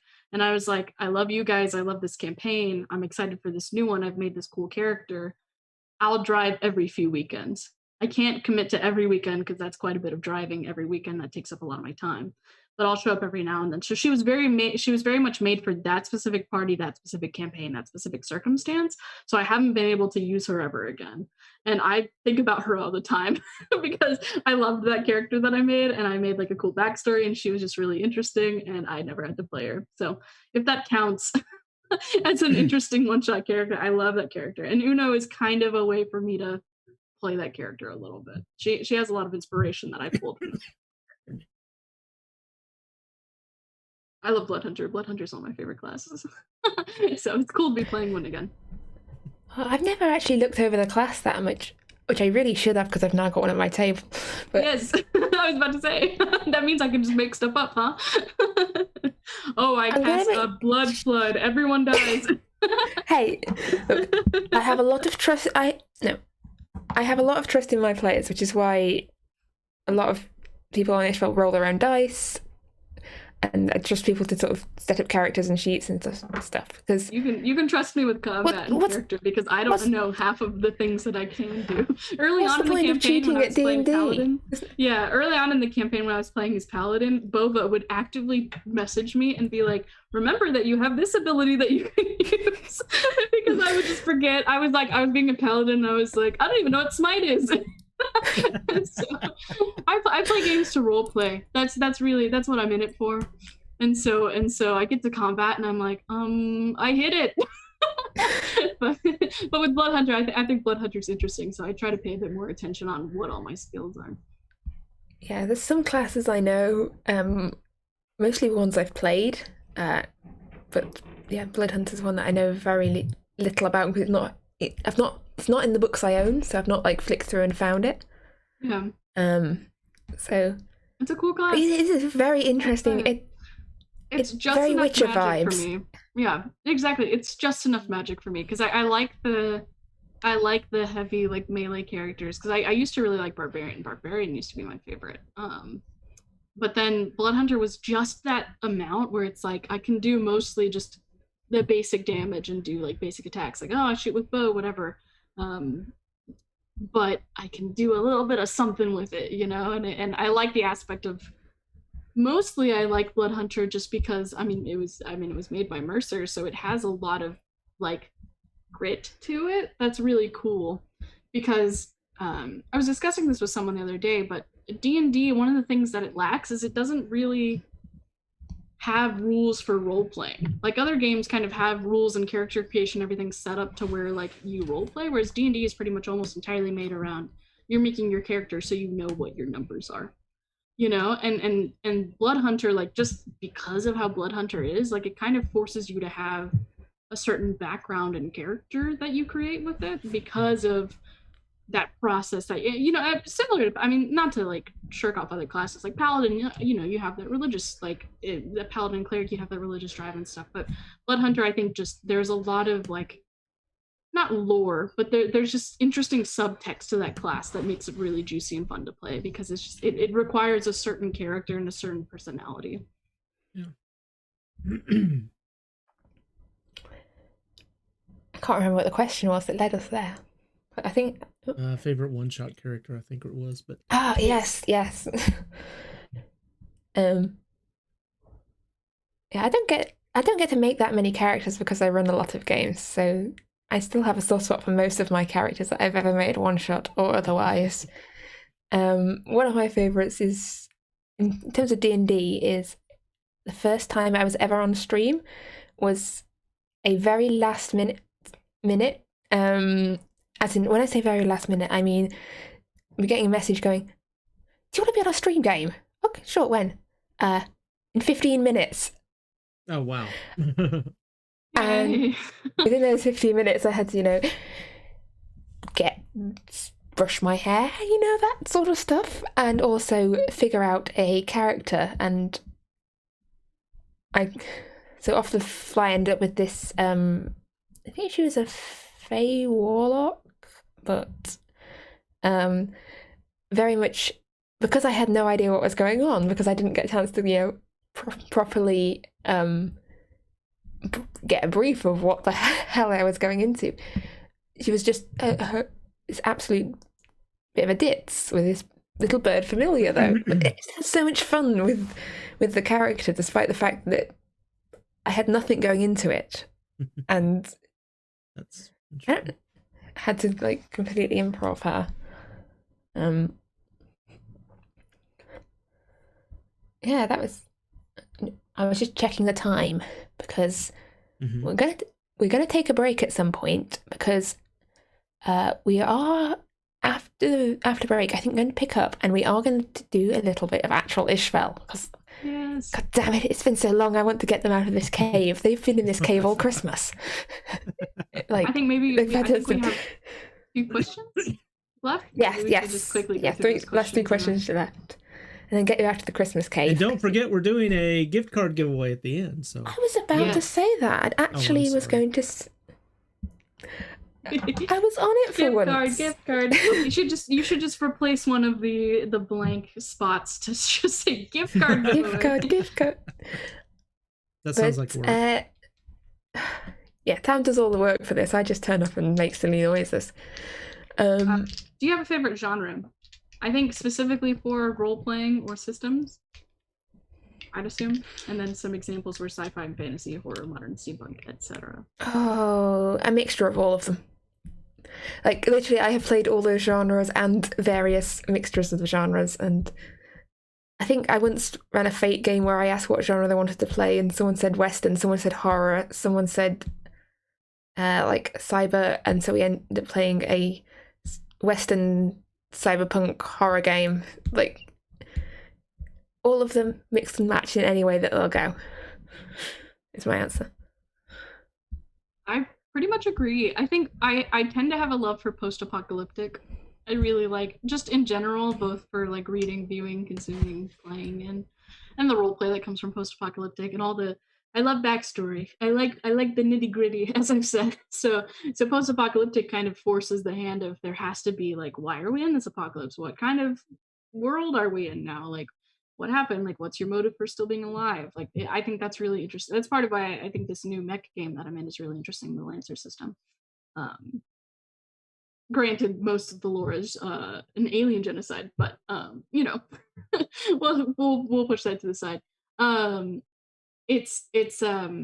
Yeah, I think post-apocalyptic tends to be my favorite just because of I don't know. I think that's a very interesting situation scenario, and I think there's a lot to role play with in post-apocalyptic specifically. But I agree. I mean, I'm in a modern game for one of the first times, and I really like modern. I think it's interesting. I think it's fun that you can. We had some banter in our last session of stuff where we could just banter about like, you know, you can kind of have some pop culture references and stuff, which I think is kind of fun because it's a bit easier and off the cuff to role play in that way when you don't have to worry about like, oh, I can't say cell phone because cell phones don't exist. So I think that's really interesting. Sci-fi also really fun. Yeah, pretty much the same answer as you, but I think I tend to have a love towards like a post-apocalyptic kind of setting genre. Tam, what about you? What's your? I don't really have a preference. I was about to say, I think Tam's gonna have the same answer as us. Yeah, we're just all a bunch of indecisive. Yeah, I mean, I'm already looking. I've already started planning the next stream that's going to be like April, May, and it's a totally different genre. That's probably going to make people go, "What the heck was he thinking?" But that's okay because it's going to be interesting. I mean, I never thought I'd run a game with stuffed animals, so you know. It's fun. I never thought I'd play a Viking in D&D, so. Technically, there's not a Viking. That is true. Technically, I think only Kressara and Torvald count as actual Vikings. Wow, now I don't feel like I belong. Maybe Eldis, but she's not really gone on any raids much yet, so I don't know, unless you count you pulling around in your flying ship as Viking. Going out for a raid, so in which case you can all be Vikings. I've just got to say, you know, Adair finally had something to hold on to, that he was in a Viking world, and I'm taking it away. Now that's been taken away from him. Yep, you are nothing, Adair, and you never shall be. Hey, Shanky, can you run that game that you mentioned, by the way? Eclipse Phase? Eclipse Phase. You mentioned Eclipse Phase. I'm looking at it. It's on RPG, by the way. Yep, which is the place that we're giving the gift card for. Wow, that's so cool. That's so cool. But, thank you for informing me that that system exists. I plan to run. I plan to be in it at all costs. I'll kill the competitors. That's the. I think she means it. Yeah. But, yeah. Well, our last question. That's kind of ask us to. Do you prefer running or playing games, and why? Oh, I read that totally differently. You put the pause different. Do you prefer running or playing games, and why? Oh, I just got a jog. Yeah, my answer is definitely playing games. I don't like running. I find it a very stressful experience. Yeah, agreed. I'm playing 100,000,000%. Being in charge of game, I've run a game like maybe twice in my life, and it was so stressful. It's just not my thing. I really like. Not only is there the stress of being a GM and the storyteller and everything, like that just stresses me out because I don't want to get anything wrong. I don't want to have it. I have too much anxiety to run games. but the main thing is more that it's less that I don't like running and more that I really love playing, because I like having kind of like that video game aspect. Like I like having a person make stuff and then I interact with it. And that's really fun. That's a really cool thing. James and I actually like started to get to know each other better and be friends over the fact that he made this world that we played a game together. after like briefly meeting in an organization that we were in, and he was running it, and I loved playing in it because James makes these really like expansive, like really interesting worlds, and he has like he had like this one specifically was kind of like a Western mystery. It was a Western post-apocalyptic mystery, which is, I guess that's my favorite genre because I loved that. That was really fun. And there was this thing where we were in this base camp and there were like murders happening and we had to figure it out. And James would message me and be like, have you figured it out yet? And I'm like, no. And I loved that. Like, I loved that feeling of like, I'm trying to figure something out and interact with this world that someone created. And I also enjoyed the joy of playing a game and having a DM like be excited that I'm interacting with this world that they made. Like I like the satisfaction that we both get of I'm playing with this world that you make, and that's really cool, and I think that's really fun. And I also like you seeing happy that I'm interacting with this world that you made. So I love that player DM relationship of me being the player in that case. I think it's so fun. Damn, you run 1,000,000,001 games, but I prefer running games. I find being a player in a game extremely stressful. It's the truth. Interesting. It's like a reverse. It's so interesting, yeah. It stresses me out. So. Being a GM stresses me out so much. I love building worlds. I love making stories. I love storytelling. I love writing. I've been writing stuff for many years, but nobody ever sees it because I burn it. So yeah, I just enjoy it. This is a prodding question, but what's stressful about playing to you? Oh goodness. One, I tend to look at things a lot from the DM side, so I'm trying to help them tell the story they want. So I'm trying to stay within their story. And I also, and this, nobody say anything, just let it go. I always feel like I'm letting the other players down. Oh. That's the truth. I always feel like I'm not keeping up my end of it. I don't find myself to be a great role player as a player. I think I do better as a DM. So that's it. I mean, imposter syndrome and all. That's it. No, that's very cool. I'm not a complex person. See, well, no, yeah, it's that part of the reason why I asked that is because I feel the same way. I feel the same way in the opposite situation where I feel like as a GM, I have a duty to the players to make it be fun and have it be the story that they want. And also, it's a lot easier for me to, I'm a character, I'm in this character, this is what I'm doing, instead of like hopping around. I mean, I have improv experience. I have the ability. I was both Ira and Uno for a little bit. Like I can bounce back and forth, but for the most part, I like to inhabit a character and just be that character. I don't like having to.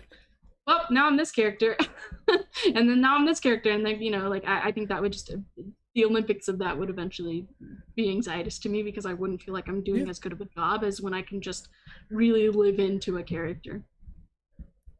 So it's funny we have the same reasons for being anxious, but for the just on the other side of it. But that's what really makes a great table.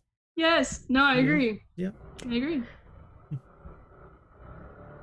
So I was still thinking over the question because I find it really hard to answer because I think I veer on the side of enjoying being a DM more, but that's also the thing I have done a lot more of. Mm-hmm. And I really like Moira was saying, I really like it when you can really get to grips with a character. So I don't particularly enjoy playing.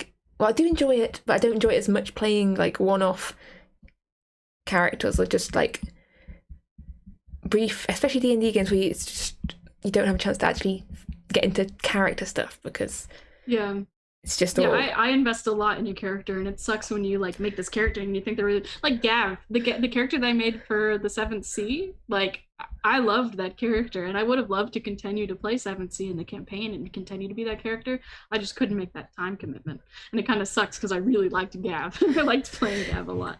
So yeah, I can see that where I get so invested in characters, and I like really want backstories, and I really want like character arcs and stuff. Like Ira was so fulfilling to me because I actually like.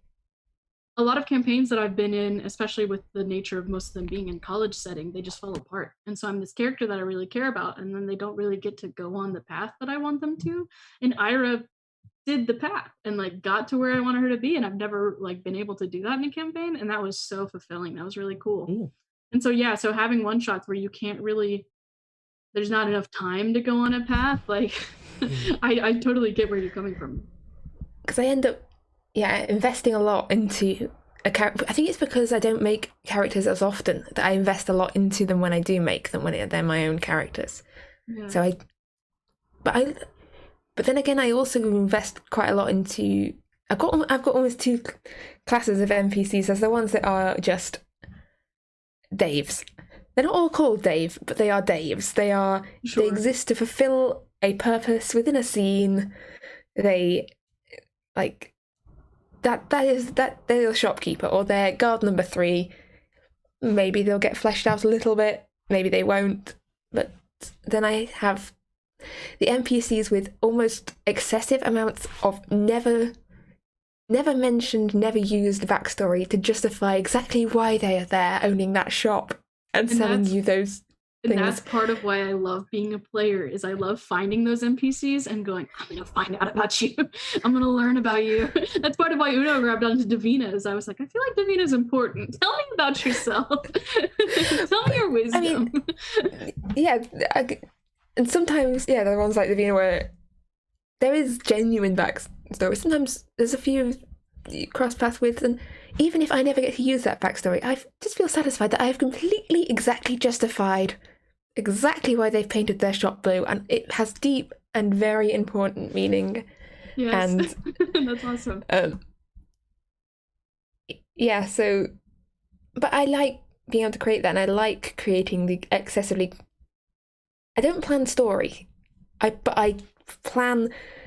like planning what's going on behind the scenes, knowing like the completely unnecessary family trees and alignments of like factions that have literally never been mentioned and never will be. But I just like making worlds, okay, and D&D is an excuse to do that. And I find it strange that I went through like quite so much of my life before I realised D&D was a thing, and because I've been creating worlds and that's doing maps and all that for a lot longer, and then it was only at the point where hang on, there's a recognised hobby where this is, done and accepted, and people want to play in the worlds you've made. This is brilliant. But believe Kressara is here. Yes. Jail is here. Yep. So we're planning to go to break, I think. We're just going to hide from her. Yeah, we're going to go to break. We're going to go to jail. And then we will, hopefully we're back with some Isfjell afterwards. So we found at least one of our missing players. And a giveaway. Jail comes, I found this weird card. Yes, so stick around. And after the break, at the end, we are doing a $50 gift card giveaway for Drive-Thru RPG, which will be in the chat here in probably an hour and a bit. It's enough to purchase me Eclipse Phase, so that's what you should do with it. That's definitely not what you should do with it. Spend it on something nice for yourself. Let me answer the one last question in there.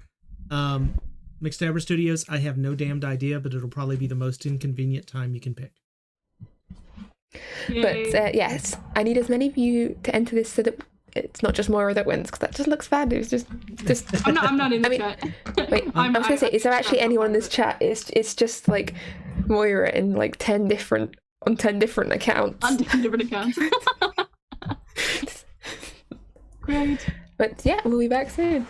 All right, going on break. Back in I think it's 10 minutes. Yeah. Hello, and welcome back to Isfjell. We've done a bit of a Q&A as an introduction, but now I found another player, so I think we've got no excuse not to run a game tonight, because as I said beforehand, they've been stuck in a cave for the entirety of Christmas, and I want to move on with this. I want to find out what comes next. So we're going to play a shorter bit of a game tonight, and then we will pick up next week hopefully with a full complement of players, and perhaps even a guest to bring it up from 3 to 6. Get our average up. Get our average up. We average out at a full party. Yes, so enjoy tonight's game and stick around, because at the end we will be doing a giveaway of a $50 Through RPG gift card. So stick around, that'll be in the chat. But yes, so I need to now come to the point where I should probably give a recap. But it has literally been over a month. So, by the way, Shanky sent me the Eclipse Phase rulebook, so you don't have to spend your gift card on that anymore. So you're allowed to spend it on your own things now. You don't have to fund Moira. Yes. So last time on Isfjell, our characters had not been teleported anywhere. Our characters had teleported themselves back to the Cloudmaiden using the new shard of the crystal wand. However, the Cloudmaiden had been moved when they last parked it, and was now in a cave in the midst of a high-security elven research base, which posed a few problems, and initiated a rather tense and I think almost deadly at a couple of points fight with the guards guarding the cavern and Uriell, who is a mage of an organisation called the White Rose, who seem to be in charge around here. You negotiated a temporary truce, and were on the edge of agreeing to lend the Cloudmaiden to the elves for a while for research, and in return gaining access to their teleport network. But then Torvald, and I think not just Torvald, but mostly Torvald, who's not here so can't defend himself, didn't really like that as an idea, and last was seen casting Hold Person on Uriell and making a dash for the Cloudmaiden. And we were actually embarking on a multi-phase plan, and that was phase 1. And phase 2 was coming up on Adair's turn, but it looks like the initiative order has been reset. So I don't know whose order it is now. I will find out. Well, apparently this doesn't necessarily come out to a lengthy fight, because there's only 3 of you, and I can't remember how many spell slots Torvald has left. But it really is a genius plot. So I hope we get to play it out a little bit. So. Well, we will get onto this genius plot. I feel part of my brain wants to say roll trailer now, even though we've actually already done that ages ago. I was like, I feel like I'm missing something from the startup procedure. In the beginning, there was darkness. That's not even how it goes. I know, I just wanted to say Before there was light, there was darkness. Before there was order, there was chaos. I don't even know why something. I've always muted the thing by then. And you expect me to remember it? Oh, I don't remember it. Yeah, so. I deliberately don't listen to it because I find my voice on it very weird. But we will get down to what's going on in the cave at Drinharrow in just a moment. Because first of all, we have a little catch-up with a character who was delayed in transit. Kressara. We've not heard from you for a good while. It was exciting. So, Kressara, the last thing you remember is the world disappearing around you as Aldous used the shard to transport you out of the Western Wastes. And the world disappears around you. This sort of almost dissolving away into mist. And then you're standing in this beautiful pale hall with mist on the floor, fluted columns rising up to the ceiling, and delicate music playing away in the background whilst dancers swirl around you. And seated before you on a white throne is the King in the Mists, the Archfey, who you have met a few times before at this point.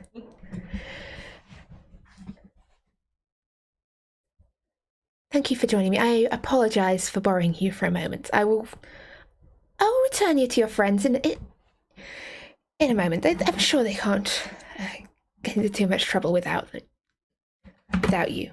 But I didn't want to miss this opportunity to talk. You in person this time, rather than having to try and send a messenger for you. Now, first of all, about the shrines. Do you like them? I've been working very hard. They are quite a thing. I thank you. I have never really expected someone to start to build a shrine to me. It has definitely raised some attention amongst the other Fey Lords. I think many of them are endeavouring to get their own shrines built now. It's started a little bit of a shrine race, I suppose. But we have had.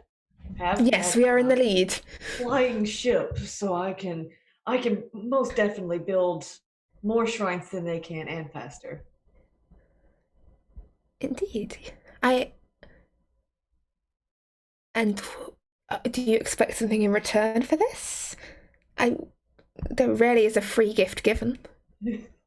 It's so you'll be more powerful. You're starting your own religion. Wow. Can't have the queen in the mirrors sinking her dirty little claws into our world. No, she is not my favorite people.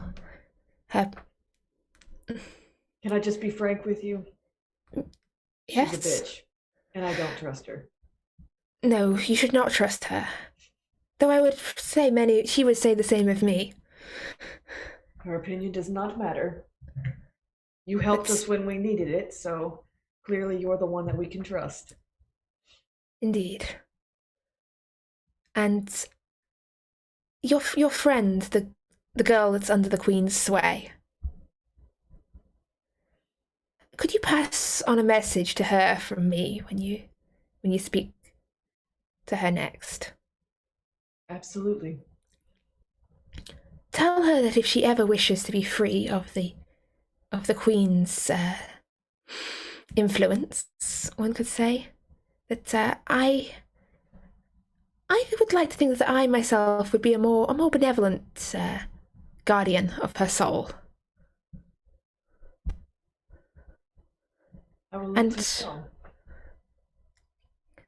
Can also offer teachings and gifts of magic should she require them. As to any of you who are willing to offer up their soul, I don't suppose you have any interest? You mean I could shoot little green things out of my fingers too? Oh yes. Though I see no negative to this. I need to think about this. This might be. Indeed, Just go pew. That is just the mere tip of the power I can offer you.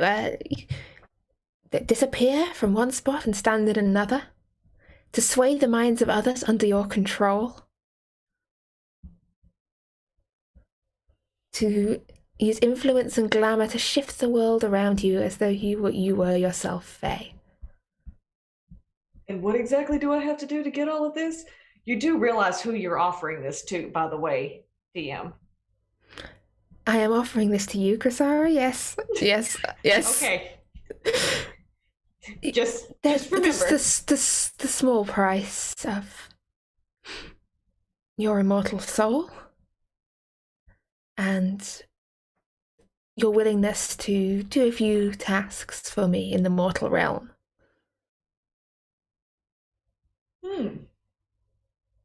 You should think on it. Well, I'm already starting an entire religion for you.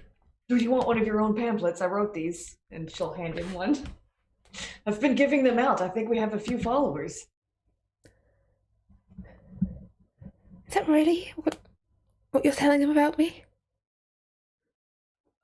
I could change it, but Just as long as there's plenty of dancing. I think I'm seeing the end goal being just big temples with large marble floors and an area for the orchestra and mists just filling the air, and then people will dance until they drop dead. sounds reasonable enough. Yeah. I might need some gold to be able to get all of those, because right now I can only use free rocks that are free out of the river. I have no gold. Not gold that would last. But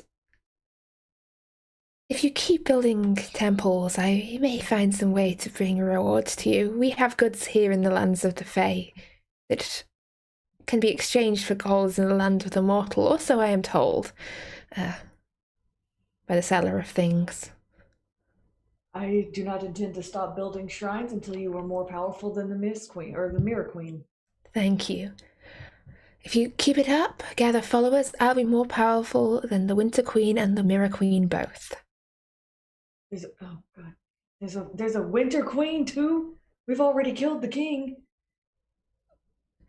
Well, the king is dead, long live the queen. My daughter said she didn't want to be in charge. I stay away from the courts of winter. I can send inquiries that way if you would like. Well, yes, because one of the other queen has been was, quite hostile towards outsiders. well, okay, this is a problem because the other part of my plan involved giving you the Kingdom of the Winter courts. Well, always open to taking the Mirror lands instead. Well, easy now, Tiger. One thing at a time. But look, we should not tarry too long. As you may know, like a minute here, maybe an hour on the other side. But Just I will check on her for me. I will do. I also had a gift to offer you.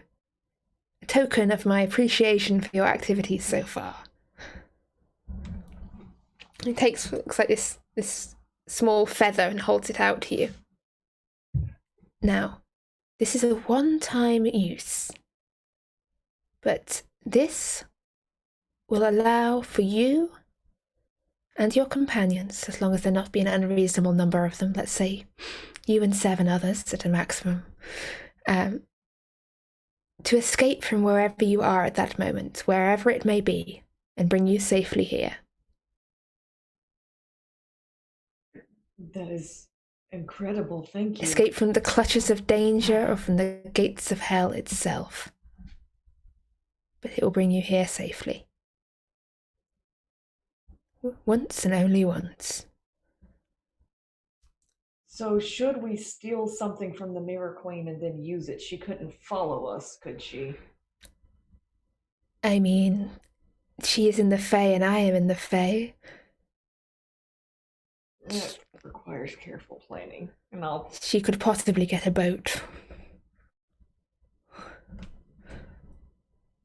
But that is a matter for another day. Now, I should return you to your friends. I fear there is trouble on the other side. I can't leave them alone for 5 minutes.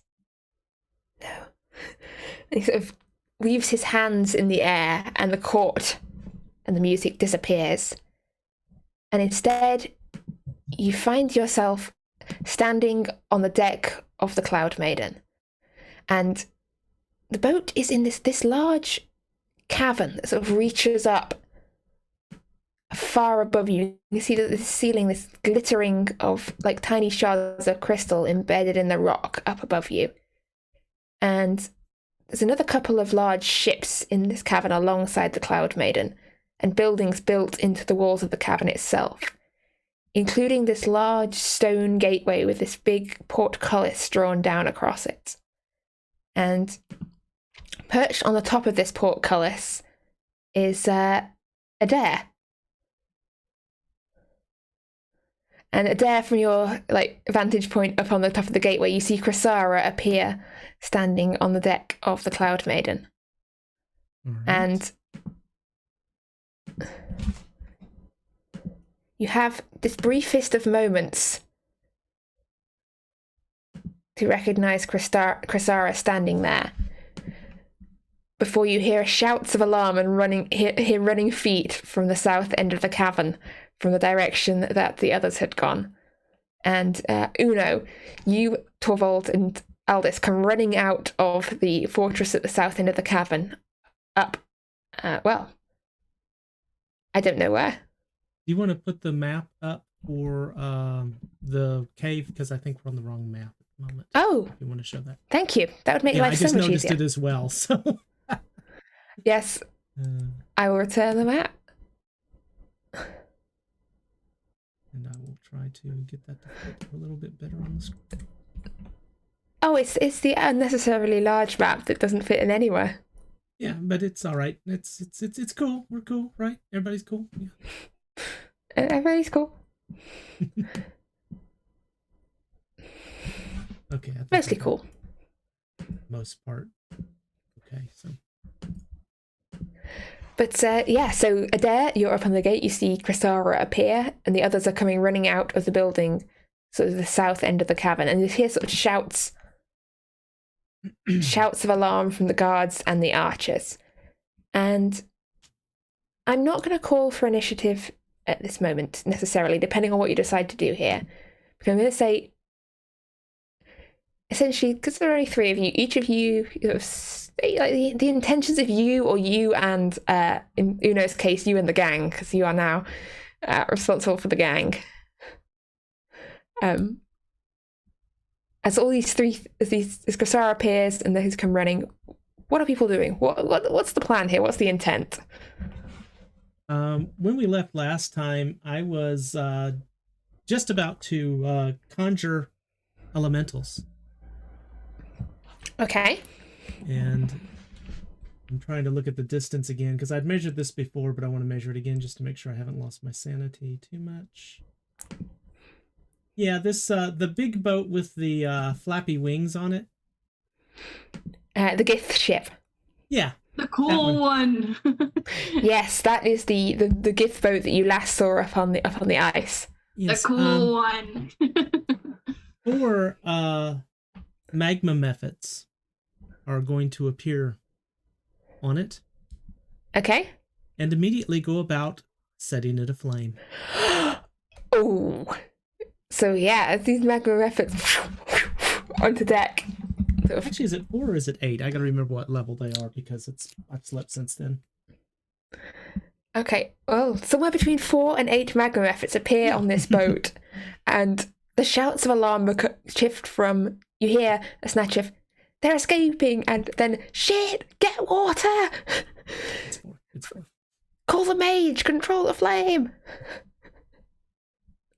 As sort of shouts of alarm ring out. Uno, what are you and the gang doing? A boat in front of you started to catch fire. I would probably assume that we're trying to make a getaway, even though I think that's a bad idea. So I would just be beelining for the ship. Okay, so with a dash action. All right, so as you guys sort of start legging it up to the ship, and with a dash action, I'm trying to think how far I should probably actually have the map up myself. I can go. Well, there's a big ship in the way, so I can go this far. Okay, so you're like if probably about half. I'm assuming those wings are not blocking. Oh yeah, you can run under them. So I'll say you're about halfway to the ship. Yeah, my Roll20 is loading incredibly slowly today, so that's okay. This is one of the reasons why we're not running this as a full pitched combat, because I think everything might just grind to a halt. And so I'm assuming that Torvald and I'll just start with you. Yeah, I'd like to think Torvald. I think his intention is charging forwards and getting out of there. What we had communicated was that we were going to.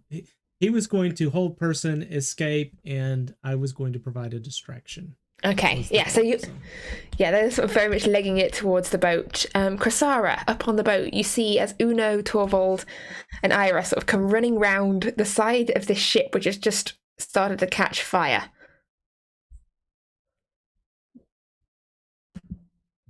I would just yell at them. I don't know what's going on. What do I hit? Can I answer her, or do I have to wait? Oh, yeah. No, go for it. I said I'm not running this in full initiative at the moment because there's way too many. The ship. I'm running. Huh? We're running. We're making a getaway. Just stay put. Sure. And Aldous call. We're getting away.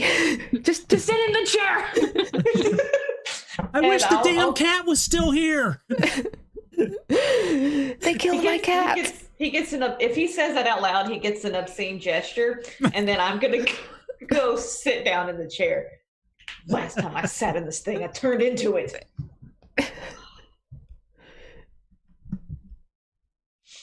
Right. Get everyone on the ship and then escape through the door, and I'm going to point to the door below me. And you can see there's just big, solid portcullis in the door.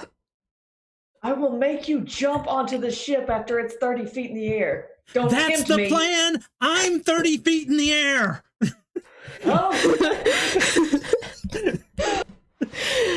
Please don't make me jump 30 feet. My vertical's not that high. I like you. I'm not going to make you jump, just him.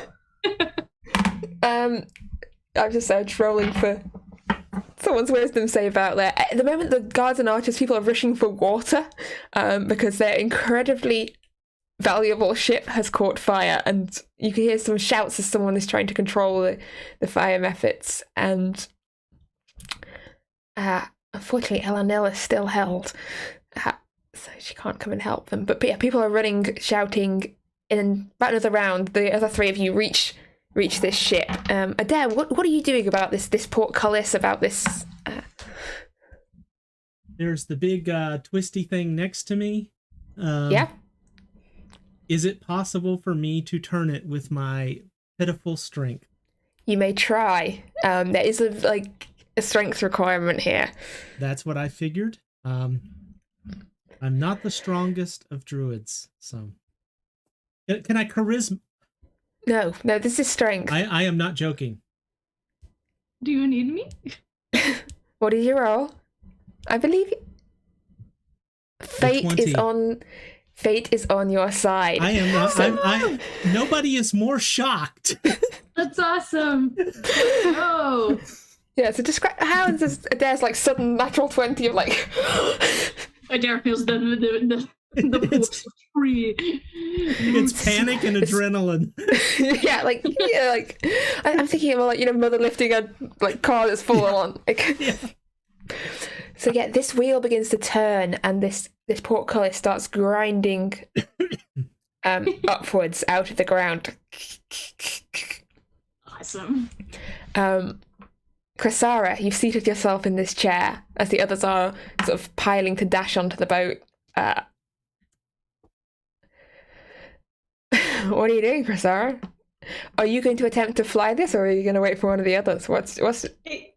My instructions from Adair were to get the thing into the air, and then when everybody was on the ship, go through the door. We're on. We're ready. I am going to attempt to fly it, and I swear to God, if I turn into a chair. Okay, it's been so long since you attempted to fly this, but I'm going to say for you, this is a wisdom save. You don't have the magic to power this. You don't have the same connection that the others do, but through 4...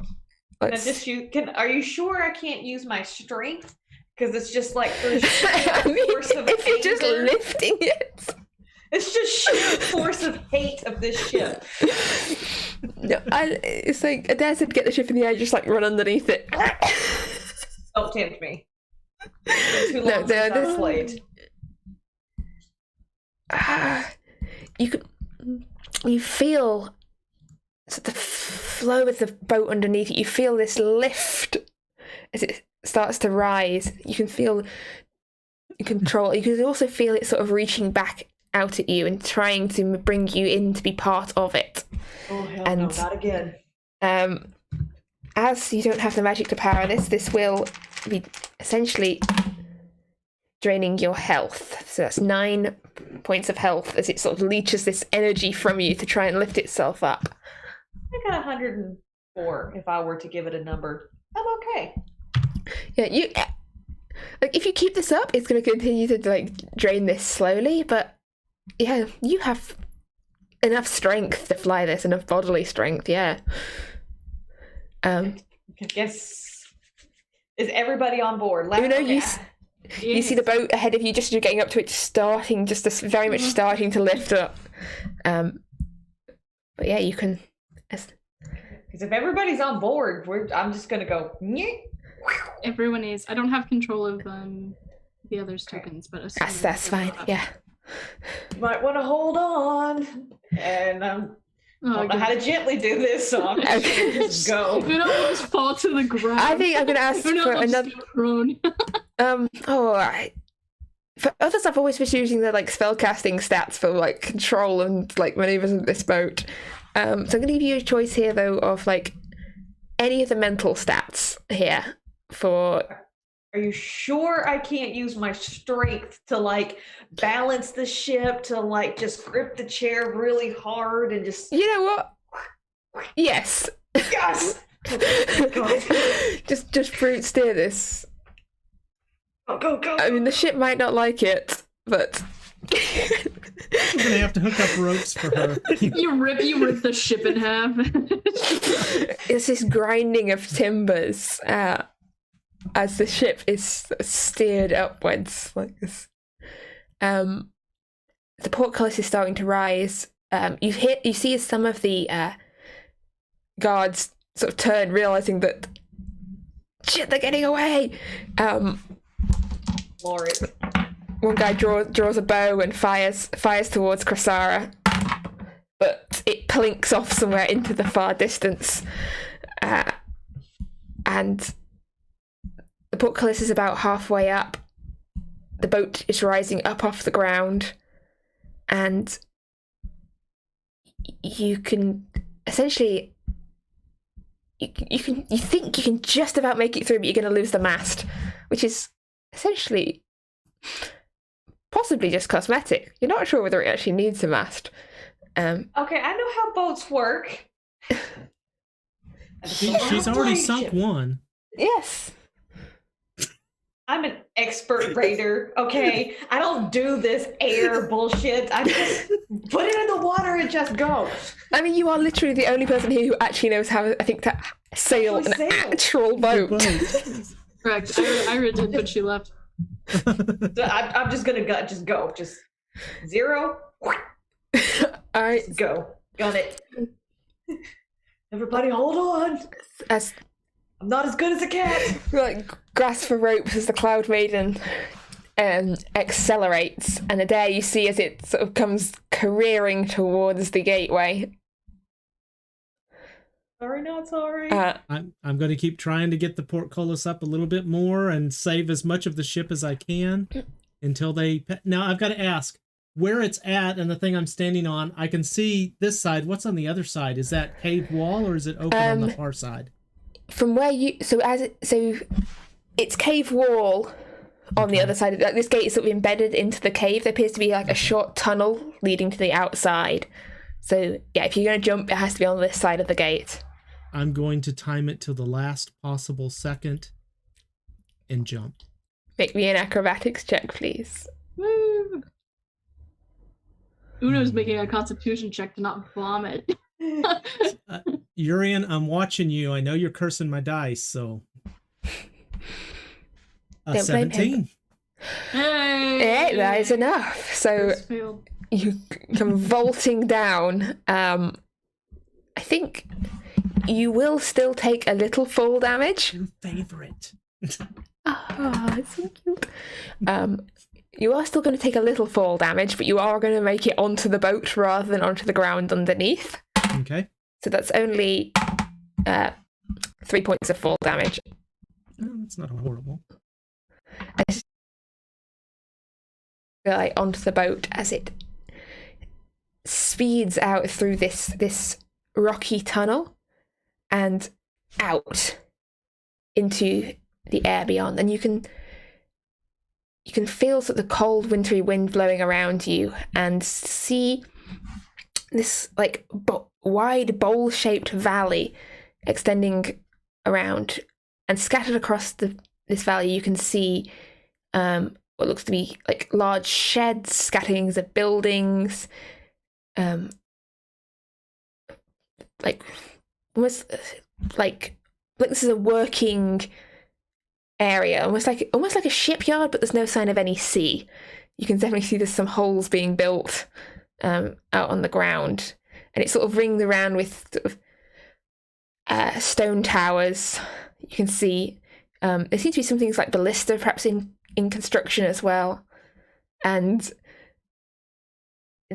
outside, like, it's getting towards sort of dusk. It's getting late in the day, but as the Cloudmaiden comes shooting out from the cave,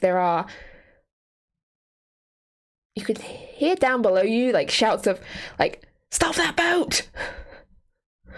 and other shouts. I don't think any of you here speak Elvish. A lot of it is in Elvish, but the general impression is, "Oh shit, they're getting away." You've got some speed up. Kressara, where are you taking them? You have no idea where they are. I don't know where he said go. Like, I'm just forwards, up, left, right. Just out, forward, and up. Just. All right. We're going to the stars portion of the shards. And by the way, let's go. My Mephit friends are still trying to set the ship on fire, and if anybody gets too close, each of them will shoot out a 15-foot cone of fire, and they're just going to basically try to devastate everything on the ground in there. Wow. Yeah. Well, how long does that keep going? Until they die? An hour or until they die, and what's really wonderful is if they die, they explode and do fire damage. Yes. Yes, they do. Wow, you're so mischievous. Do you feel when they die? I would like to think I do, yes, but I don't. Yeah, it so doesn't say so. As you fly away, you start to feel like a couple going and blinking out, or less blinking out and more exploding out. Yes. In terrific destruction. Like living fireballs. But yeah, the Cloudmaiden's speeding away. I'm going to roll. You see, as one of the like ballistas is pointing in close enough in your direction, has people near enough that they crank it round and aim it in your direction. They get like a couple of shots off, but. And then, you know how you just said you had a favourite one? That one's gone. It has failed me. It rolled a 3 and a 5 in trying to hit you with a ballista. If you would like, I 3D printed a nice basket to catch mine when I throw them across the room, so it's my own little game that it's all right. the dice may be miserable. But... I've got an entire mattress of a bed that in. It just works the same, except when I forget that I've done it, and then I go try and go to sleep, and there's just a carving of dice. I can't throw my dice across the room because I have 2 cats that will catch them and then put them somewhere else that I have no idea. Mine sits over there and rolls them. Yep. Well, see, mine will roll them, and they'll roll them into a different dimension, and I never find them again. Cats are interdimensional bastards. I think all that. Yes, you speed up, and for the time being, it seems you have escaped. Whether there will be pursuit, and what form that pursuit will take, you don't know. But Kressara has wrestled this boat up into the sky. You're taking another 3 points of damage there, Kressara, as it's still leeching your energy away. We couldn't take the cool ship. We had to take back ours. The other ship was bigger. It was purple. This is the Cloudmaiden. There's no better ship than this one. And Adair's going to put a hand on Uno's shoulder and goes, last time she tried to fly the ship, she turned into a chair. We're just lucky to have escaped. Okay. Shall I Did I take get my dragon skull last time? I didn't get my dragon skull, did I, right? I'm not turning around. No, I didn't get my dragon skull. I don't think you got your dragon skull. I can't. Uno doesn't get anything she wants. I think that's still somewhere else. No. He stole Uno's in a it. mope. I can't believe the group let you lose your skull. That's so awful of them. Does anybody recognize where we are? The air? Can I look over the Can side I of the slap boat? Kressara? I'm going to say look over the side of the boat and make me either history or survival check, or essentially if you have neither of those, that's intelligence or wisdom. As she's sort of peering over, Aldous sort of taps Kressara on the shoulder. Would you like me to fly the boat? Are you allowed to do just sit in my lap and keep going? No, just fast swap. I think we've done it before. I'm fairly sure it has been done before at least once. Yeah, It has, I think it so has. as well. Are we gonna die? Did it go well last time? Do I hear her say, are we going to die? Yes, you hear her. Probably. What am I rolling again, by the way? Either history or survival. Essentially, this is your. Nice. I I get advantage on survival. Nope, still just a 16. That's fine. Okay, so as you're looking over the side of the boat, we'll get back to that in a moment because we're trying to do potential swap or not swap. Okay. I didn't realize my flying was that offensive. I'll just stand straight up. Just the boat just goes. There's this horrific moment when, like, because you left in a hurry, the gravity is not currently turned on, and there's this horrific moment where the boat drops underneath you before. Like the cartoons where we're still there, but the boat's gone. We hold up a little sign. Uno's peeking over the edge. She's about to get clotheslined and fall off. Actually, we're good. I am going to ask for a dexterity saving throw off you guys. As Aldous sinks into the chair and grabs hold of the boat. I swear I love this dice. That's an 18. Okay. Hey, you're in. It's loaded. I got a 10. 10? 10 is just enough to stay on the boat, but you were kind of slammed against the rail and you realise you were just that far from just tipping over and plummeting down. Kressara, you stood up from the chair and you find the boat tips as it drops as it changes into control, and you go sliding towards the rail. I'm going to say you've got a chance to try and do one last thing, to try and grab the rail or brace yourself. You're still going to take some damage, but this is the decider as to whether you're going over the edge or not. Don't I have a ring? I don't know what you have. It's been so long. I don't know what I have. I know. Ring of feather falling. Yes.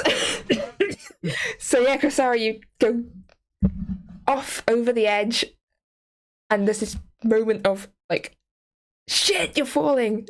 Before you remember you have a ring of feather falling.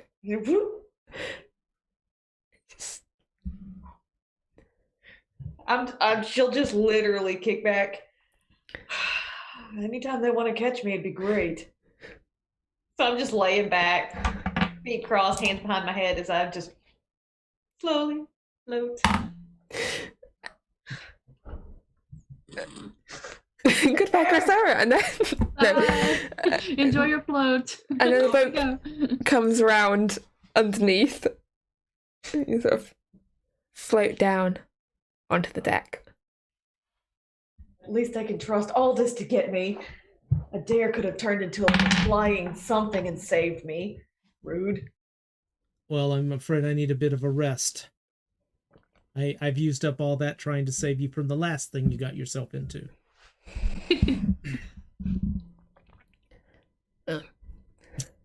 My And check then for then he will Williar give is her at a big 16, hug, of by the course. way. Ah, yes, yes, thank you. Fluff his hair. But yeah, so based on what Elanil said before and looking over the landscape below, you would say you're currently flying probably about due east out of the Drinharrow, this sort of area here. You've possibly in your travels been here or seen enough maps of here to know that Drinharrow is a centre of invention, crafting, and essentially the military powerhouse of Eldenra. It's also often where the capital of Eldenra is situated over. You can't see any sign of it at the moment, but this is often where their flying city might be. Cool. Yes, you're flying due east away from the workshops of the Empire. We came a long way. Wow. And we're relatively near the River of Maul, which is one of our checklist items, by the way. We don't actually necessarily know that, but... Well, I do think we need to sit down because I know I could use a rest. Yeah, you would know the River Maul is like the most massive river. Perfect. That exists. You've seen one river, you've seen them all. It's enormous. Like also the Maul Marsh is like this vast area of wetlands and like essentially marshy wilderness that stretches all the way across I think it's a couple of hundred miles, all the way up to this northern edge, sort of near Bonebrook, down to the sea. There's a place literally called Earth Rest nearby. We wanted to fly all the way over there. I vote for Bonebrook. It was pretty cozy. Was it? Mm-hmm. That sounds nice. What about Bonebrook? It's a great place to rest. I think that's where we should go. No. Why no? Because we need to rest. We would be resting. No, we would be resting. You wouldn't. What is Kressara? Strenuous activity does not count as rest. Hey, I read that somewhere. Uno was there. Uno was there? Yeah. No. Oh, we were there because for the diamond. Yes, Uno knows exactly what's going on. Okay. I was like, wait, was Uno there? I couldn't remember if Uno was there or not, but she was because we had to go there. No, that was during Uno's first we appearance. went to Bonebrook for the in order to run an errand in order to get Ira to be revived. So Uno was there. Yeah. So I do know exactly what's going on, and then at that point I would veto Bonebrook. Do I At have least we any... can get free lodgings. I'm not going to make a lodgings joke. Do I have any knowledge of a town or village or place named Earthrest? Because that sounds like it might have some druidic notation somewhere, but... Earthrest, they definitely have a lot of druidic influence, so it's not that far from Tiathnara. It's very much within the druid sphere of trading, and a lot of people there be friendly with the druids, sort of intermediary between the druids and the other people in the area. I think Earthrest sounds good. We can probably get any supplies, but let's land away from it so they don't see the flying ship go boom, boom, boom for once. And Alice goes, but which direction should we be heading in? Like, where are we going next? I point to the direction of Bonebrook. They said that way. I don't say the name. I'm just like, they said that way. Technically, it is in that same direction. Well, I think maybe a night's rest, and then we can figure out where we're just going. For clarity, ship, we can kind of just go wherever. Earthrest is 200 miles away. This is what, an hour on our... No, that's about 2 days. Yeah. Okay. I didn't realize. I now see on the map where we are. I apologize. That was my bad. I have no sense of scale. So I think that's 2 days at normal speed, perhaps a day at the fast non-resting like speed, but it's definitely The lock is kind of the halfway point between here and Earthrest. Yeah, so that's about a day's travel to. And there's also However you want to pronounce it. Baumdorf. I'm assuming that we have access to this map, Shakalaka. by the way. I don't mean to throw out stuff that I don't. No, you would definitely know. This is Uno, especially because she has travelled, would know these places and would know that you are currently. So this is all within Eldenral. This is within the Elven Empire. Is where you are at the moment, in the province of Tirnoma. Because Baumdorf is within mountains, which might help obscure us from any pursuers. How long do you think that journey is? I assume if Earthrest was 2 days worth, then that's probably about a day. You'd probably make it. It's 48 miles in comparison to the 200, so half a day. Yeah, half a day. So it's currently late in the evening. You'd be there before midnight. Well, we should probably get somewhere where they won't see us, because I imagine Torvald's no longer holding that person, so they will probably pursue us as soon as they figure out putting out the boat. Yes, I think the mountains is one of our best bets in terms of somewhere close that we can rest but still be relatively obscured. Okay.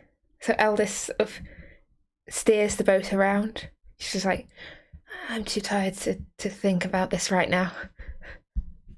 I'm concentrating on flying. We can figure it out from there. And Torvald just seems generally annoyed at things and just I'll fix him some of his own ale. Good Torvald roleplay. Which we have on the ship. You see, I got that guy though. Yeah, good boy, Torvald. Hey, I knew I could get out of there. But, Cool. yeah, Well, I think I need rest. I've got a headache. I just don't feel like talking much right now.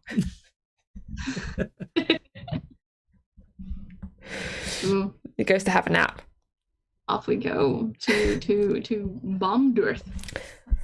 Baumdorf. Okay. So, the Cloudmaiden sort of head off northwards into the night as night starts to fall. Kressara. I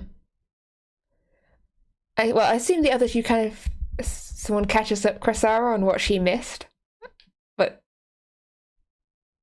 I don't know. What is your version of what happened?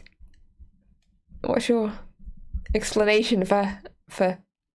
At what point did we get separated? It was when we teleported, right? When you teleported, she had not experienced the cave. We got there. They had our ship. They wanted to make some deals with us. Torvald decided he didn't want to make deals. We set stuff on fire. We left. They were trying to use this ship for research. I thought we could give it to them, but we didn't. Ta-da. That's what even I would say. Oh, that makes perfect sense. Why were they doing research on our ship? I don't know if we got that much information. They kind of said why. It's okay, Kressara. We know these things are complicated for you, but see, this ship flies. Yeah, I think they wanted to make more of them. They're probably building some kind of army. It's probably really evil. I used the moral compass said that she was the most evil. I have a feeling somebody's ordering a plane ticket right now. She walks over to Adair, and I'll pick him up by his belt and just hold him over the edge. Ooh. Really? I will grab her by the hair and wrap it around my hand and go, yes. But seriously. I weigh a lot more than you do, old man. Only one of us. And you don't have a lot of hair. Nope. No. I'll pull it back over. Seriously, Kressara, they wanted the ship because it could fly. They were trying to figure out how it flied, because remember the small island of theirs that we crashed into the ground had to be powered by a captured elemental. I do remember that. They'd like to figure out how to do it without that, among other things. Why was our ship special, though? Or was it just having more is better? Well, if you have one and you take it apart and destroy it, then you still have another. Fair. Well, hopefully we ruin that one as much as that hurts me. I don't know where those flamey things came from, but I sure hope the Gith aren't too upset over their ship. Yeah. Well, this one's way better than that one anyway, so. It would have been cool if we could put the dragon skull on it, but we didn't take the dragon skull off of it. I'm going to bed. I was going to go to sleep. I will recount to Adair what happened while I was off in my Misty Land, unless Uno's gonna stay up and listen. Well, Uno will probably be on guard. She kind of knows the landscape that we're in. She's traveled through Eldenraw, and she doesn't think that anyone else has in this group, so she'll kind of keep an eye on the landscape and see if there's anything that looks off to her as we travel to our next destination. Okay, I will ask for a perception check, please, on that. Let's see. I can do that. I got a bad roll last time, so we'll see. Where is the C? Not 20, baby. So, which would be what? It was perception, so it'd be a 22. 22. Okay. So, do you have dark vision? No, I'm a human. Okay. But to be fair, at this distance, what you're more seeing is the lights of... So you can see the lights of Drinharrow, and the bustle of Drinharrow fading into the distance as night begins to fall. And ahead of you can see these rocky clusters of mountains around Barmdorf, and a few scattered lights of small farmhouses and settlements scattered through the hills. But as night has fully fallen, you can make out the flicker of a small cluster of lights that seems to be keeping pace with you off in the distance behind your boat. We're definitely being tracked, by the way. So we can get to Barmdorf, but whether or not being obscured by the mountains will matter, I'm not sure. We have to stop eventually. I assume they have to stop eventually too, I don't know. How long have we been flying? At this point, you've been flying for a couple of hours, yes. So are you about to set fire on another ship? Have we been resting during this time? Yes, would this you have. Qualify as a short rest? Yes. Adair is going to say, "Where is this at?" and ask her to point it out, and I will go check this out. Yeah, it's following us. It's kind of far though. I don't know what the range would be, but it's behind us. It's probably about half a mile behind. It's a little sparkling cluster of lights. Well, we've done the eagle before. I'd like to do something a little more night vision-y, but let's go with the eagle. It has keen sight. That'll work. Okay, so as Adair sets off as a scouting eagle into the night, are you trying to hide, or are you just... Oh, I'm going to go up and get as high and quiet as I can and just glide in. That's okay. Roll me stealth and perception, please. Stealth was a 2, so forget that. Okay, well, the curse is hit now. Perception is a 13. Okay, well, that's still pretty decent. So, what you see following the boat is a group of 6 winged figures flying in tight formation. And you've come across these before.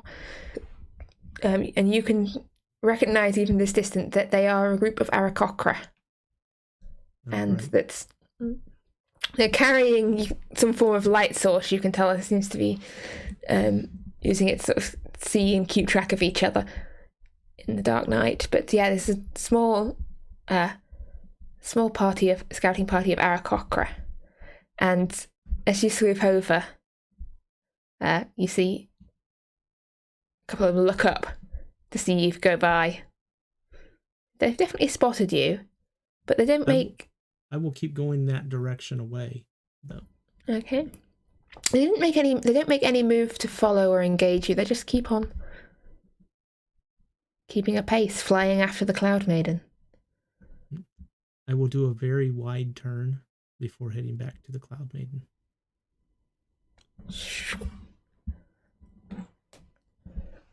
Back down on the deck. Aarakocra, 6 of them. Definitely look like they're following us, but they didn't seem too bothered by me going by. So either they're used to giant eagles in the middle of the night. Oh, they might think we're a giant bird. I don't know. They're not that dumb, I don't think. Aarakocra are pretty rare, aren't they? They're not very common, right? They are not very common in the great scheme of things. Those that are known of their communities are found not in this part of the... They're in this part of the world. This tends to be where they are seen. Okay. And you would know that they are quite often employed by the Empire as scouts, as messengers, and also to help ferry things up and down from the fact that the capital city is flying. And most elves can't fly. Which seems to be a major oversight in planning. Well, we're being followed, but I guess not by who we thought we were being followed by. I think we'll just deal with the problem if it becomes a problem, right? Yeah. And I assume followed. I can't say for sure, but they do seem to be going the same path. Well, let's just stay true, I think. Right. So, you fly onwards, the night stretches on, the stars scattered out above you, and you see ahead of you this cluster of lights, this small town nestled in this tight valley in the mountains. And then sort of the lights, you just make out this, in the night breeze, a couple of flags flapping in the wind. You can't really make out what's on the flag very clearly, but you just get the glint of something golden reflecting the light of streaming from the houses, and it's lighting this place. But yeah, you can see Barmdorf below you. And although this has been the shortest and most unfulfilling session, it feels really sad to say, but I think that's a transition. This is a transition. I think this is where we're going to have to end this. And sorry, Chell, got you back for all of that. She did an important job. Yeah, very important. You saved them all. Exactly. I'm a hero. Yeah, it's like okay with that. they're stuck in this cave and Kressara returns. All sorted. But yes, you arrive down to Barmdorf. You're being trailed by scouts. We will find out what happens here next week. And who's following you? What your long-term plans are, and how are you going to find yourself a way out of what is essentially enemy territory? Like, for miles and miles in every direction currently is elven lands, and you have definitely now at this point, I feel, made an enemy out of the Empire. Like, you have... I mean, I think actually before you made fairly much of an enemy out of them when you, destroyed their fortress. But... Yeah, so... we'll find it next week. Hopefully we will have our full complement of players, plus a special guest. Yes, so excited. Yes, we've got. So now I know where they are. I can give the guest a brief of. Okay, so this is what is going on. But before we conclude tonight's stream, we have obviously. Do we want to do announcement first or giveaway first? Let's do the giveaway first, because that'll give them 5 minutes to. Fantastic. Then we can do the announcements whilst the giveaway is running. Nice, that's perfect. Okay, well, giveaway time then, I guess. For those who've stuck free stuff. that's the Q&A and the shortest session of Isfjell ever. Okay, I assume you see it in the chat under the bot, but you have to type gift card to join. Exclamation point. Exclamation point gift card. I had to translate and I mistranslated. I was going to say bang gift card, but it's exclamation point gift card. Yes, so exciting. You call it a bang? And that's just for 5 minutes, so we can just... Nice. Linux terminology. Cool. Well, Flashbang splat.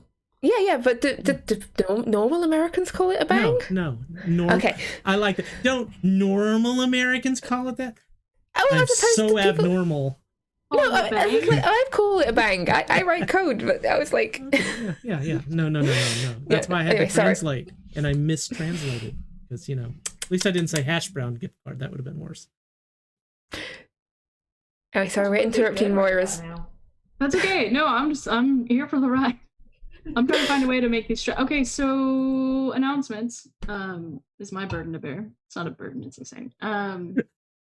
Let's see. So for this upcoming week, there isn't anything tomorrow, correct?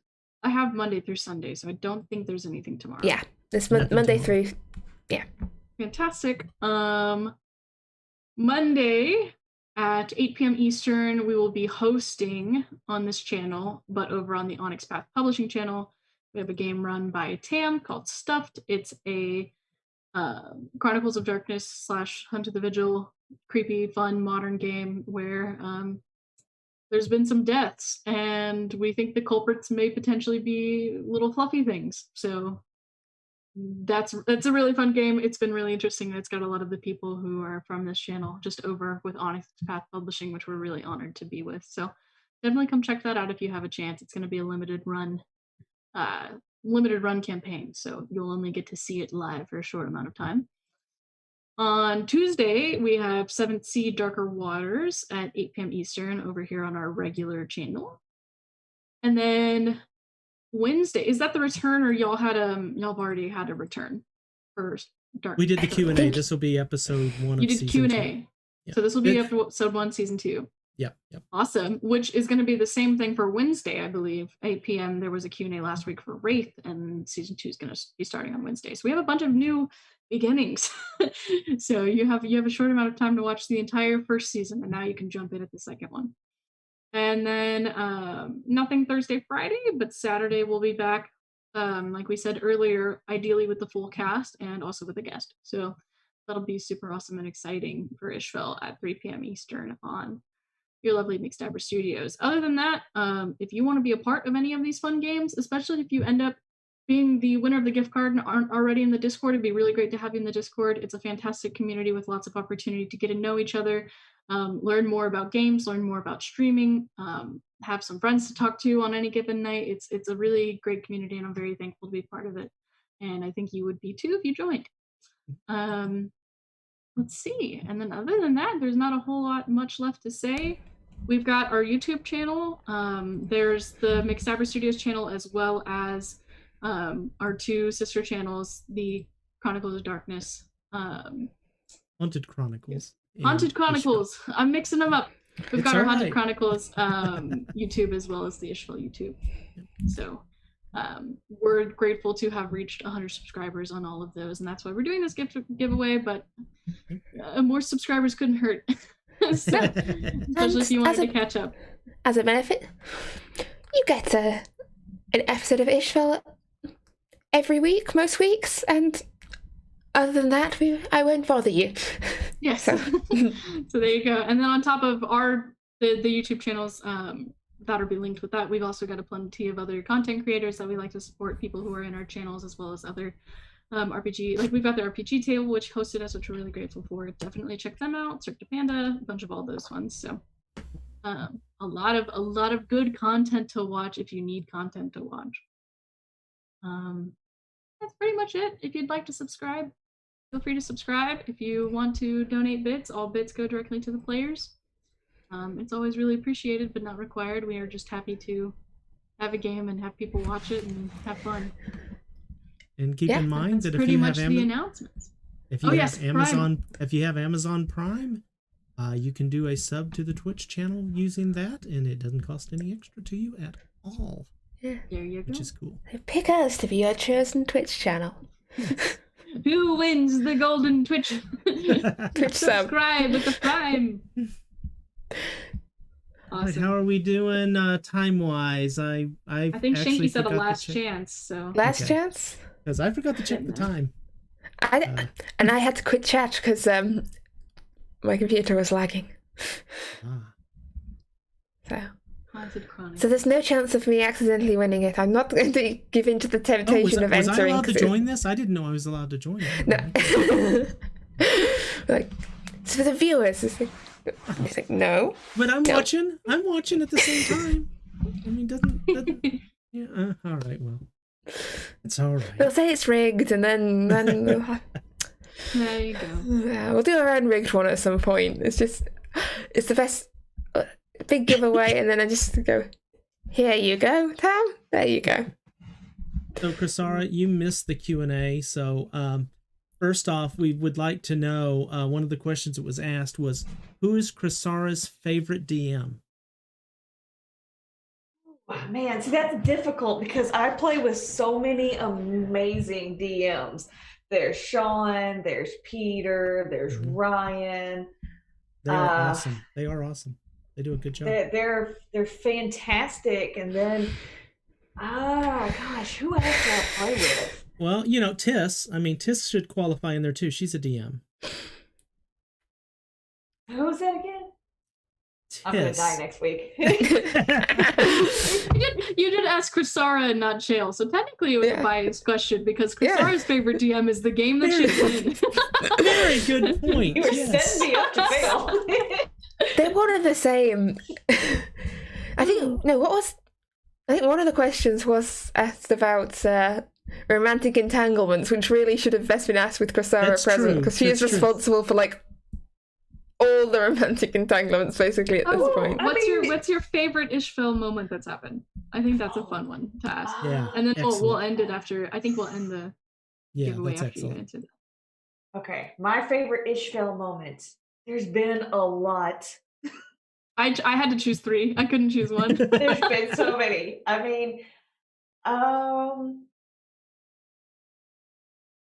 guess the whole campaign, obviously, but I know I was really excited whenever the Mist King actually tried to save my sister. So that was awesome because I just made that story up on the spot and I didn't think he'd actually help us. I think it was actually the dance that convinced him, but we won't tell Kressara.